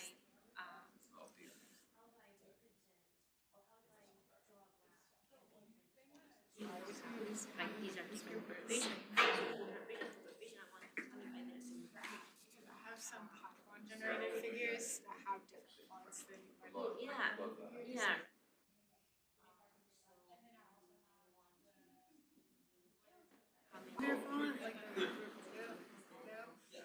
And I figured out recently a way to change all of the ggplot fonts to those, that way, like not just all of those. And then if I could just figure out how to change my Python scripts to have that too, and I could have a custom font. the dream. We know that this organization is working.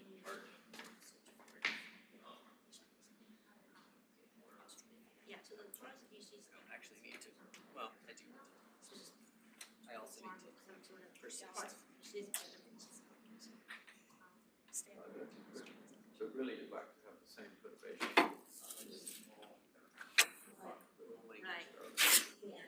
Yeah, but My laptop. You're not talking to me. I got shit to do.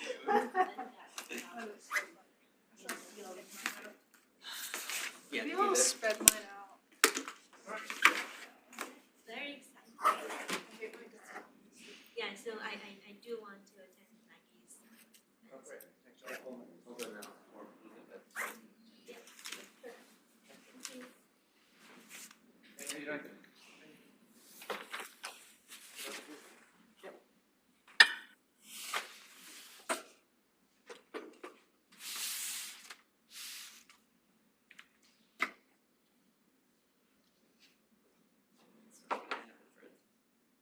I think it looks better than it being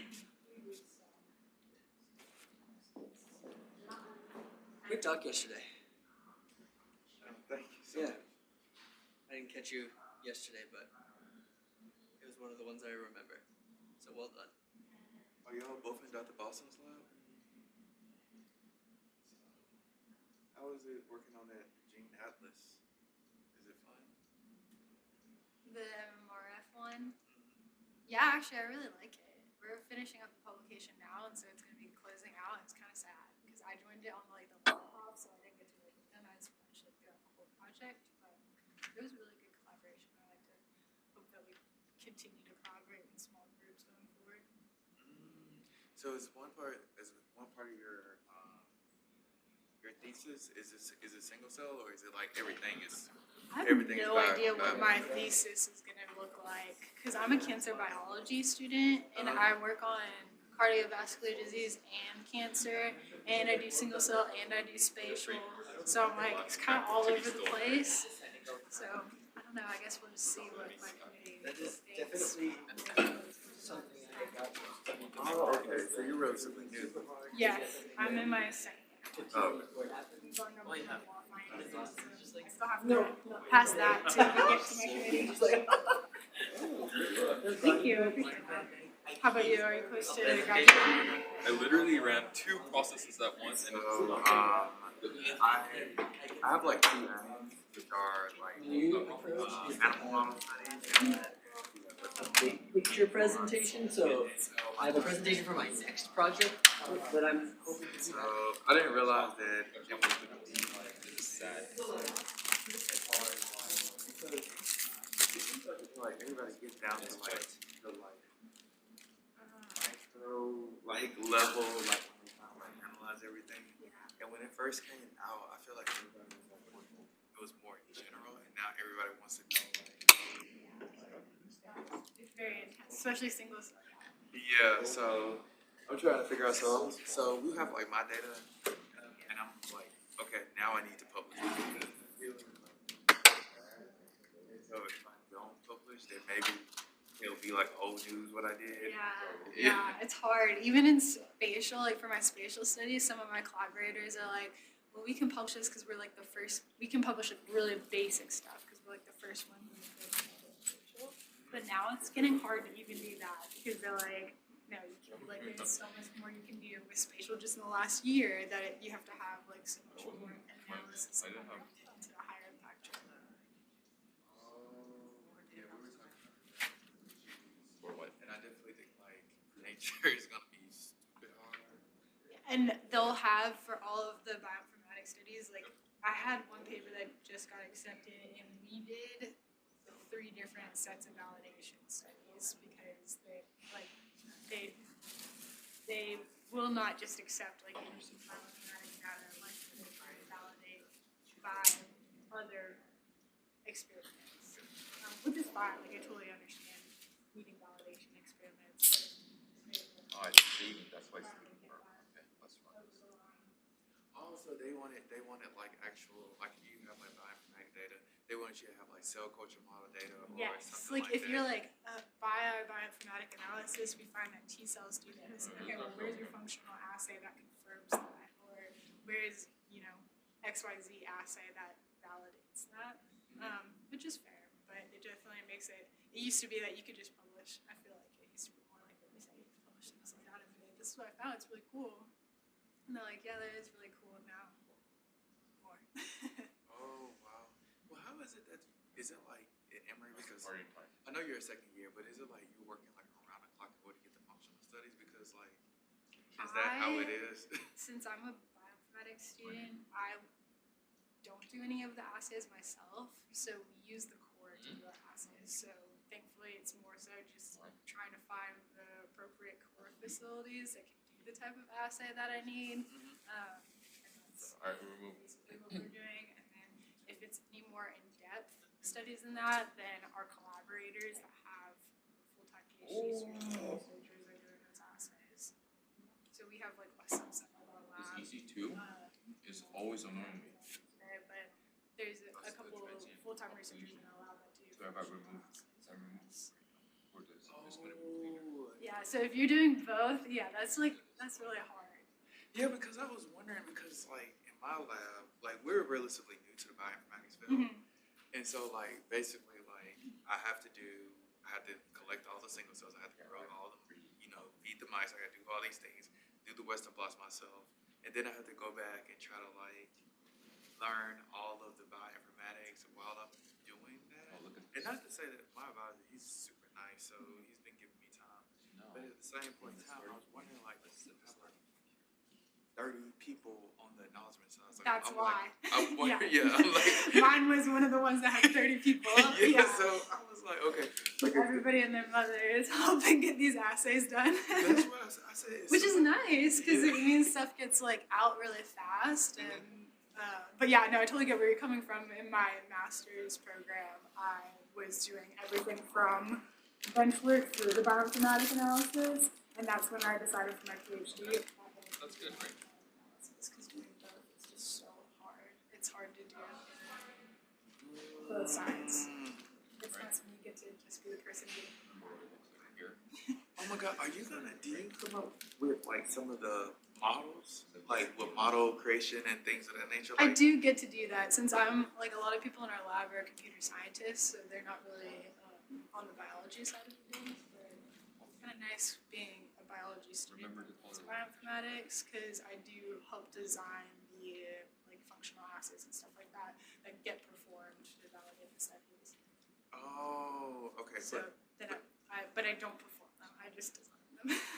No, I'm talking about like the formulas, like those different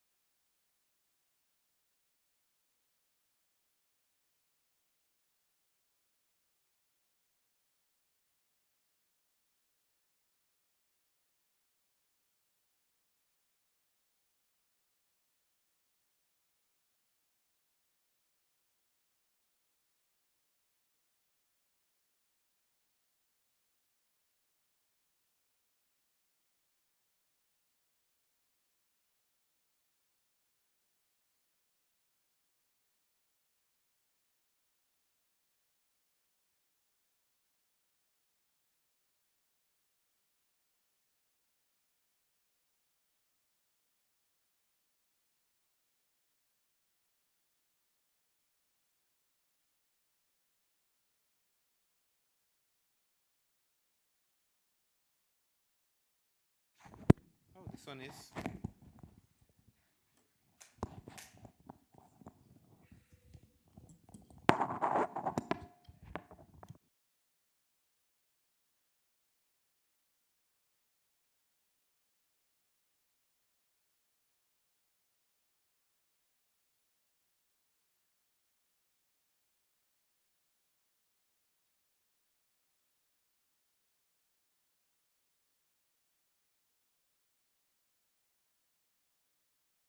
You have the certificates with you?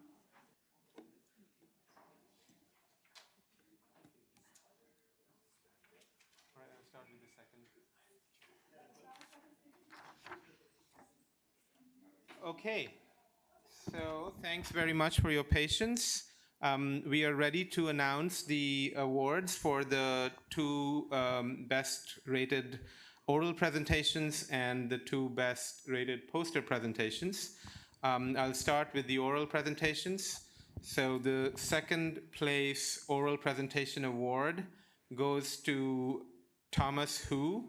Spatial morphoproteomic features predict uniqueness of immune microarchitectures and responses to lymphoid follicles. Is Thomas here? He's not here. Anyone from the Coscan lab? Okay, we'll pass it along later. Oh, someone's there. This is...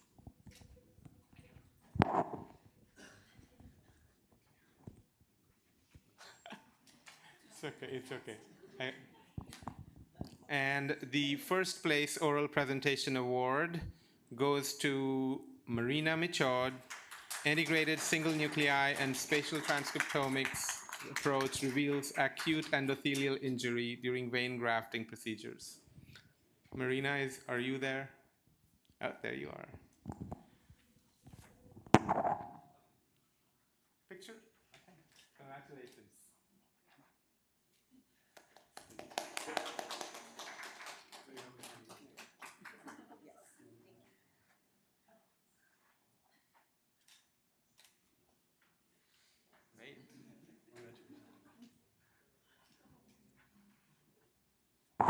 Okay, the poster awards. Manisha, Tony, do you want to announce and present? Sure. So we're just going to announce the names. All right. Second one first. Okay, yeah. All right. So for the poster award, sorry, we had a lot of posters. We had a lot of posters, and they were all really good. That's why we took so long. I'm really sorry about that. And making me wait. So the second place poster award goes to Dennis Ostrom. Is Dennis here? Thank you.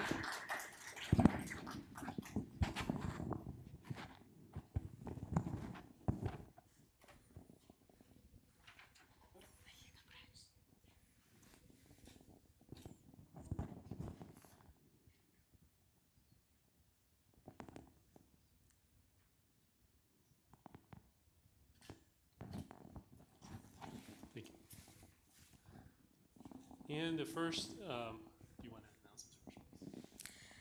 The first place award goes to Meyer alum.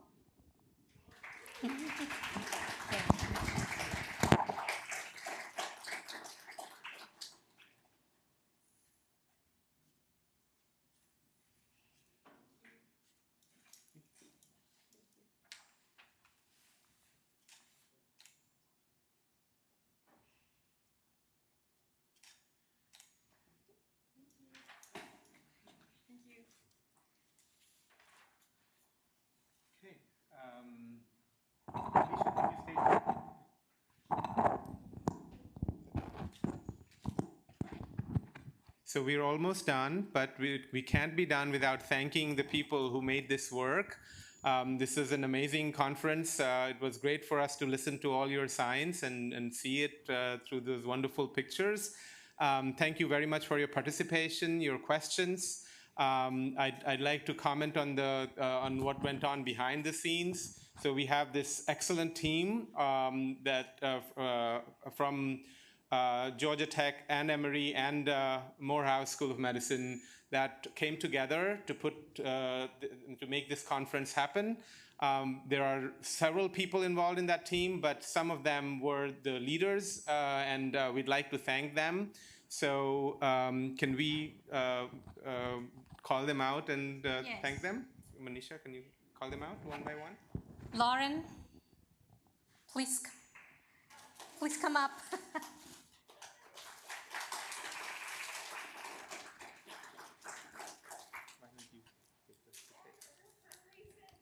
Give me the mic. Oh my gosh! Thank you for all my hard work. That really made it happen.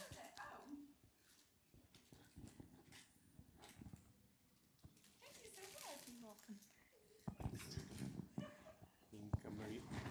Maria, where's Maria?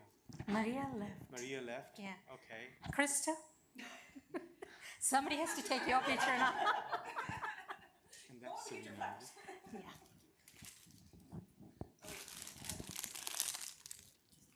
There it goes. You're fine. Thank you. You get it? Yeah. You're gonna find it? Serena. What? She did all the work. Hi. Thank you. It was a pleasure.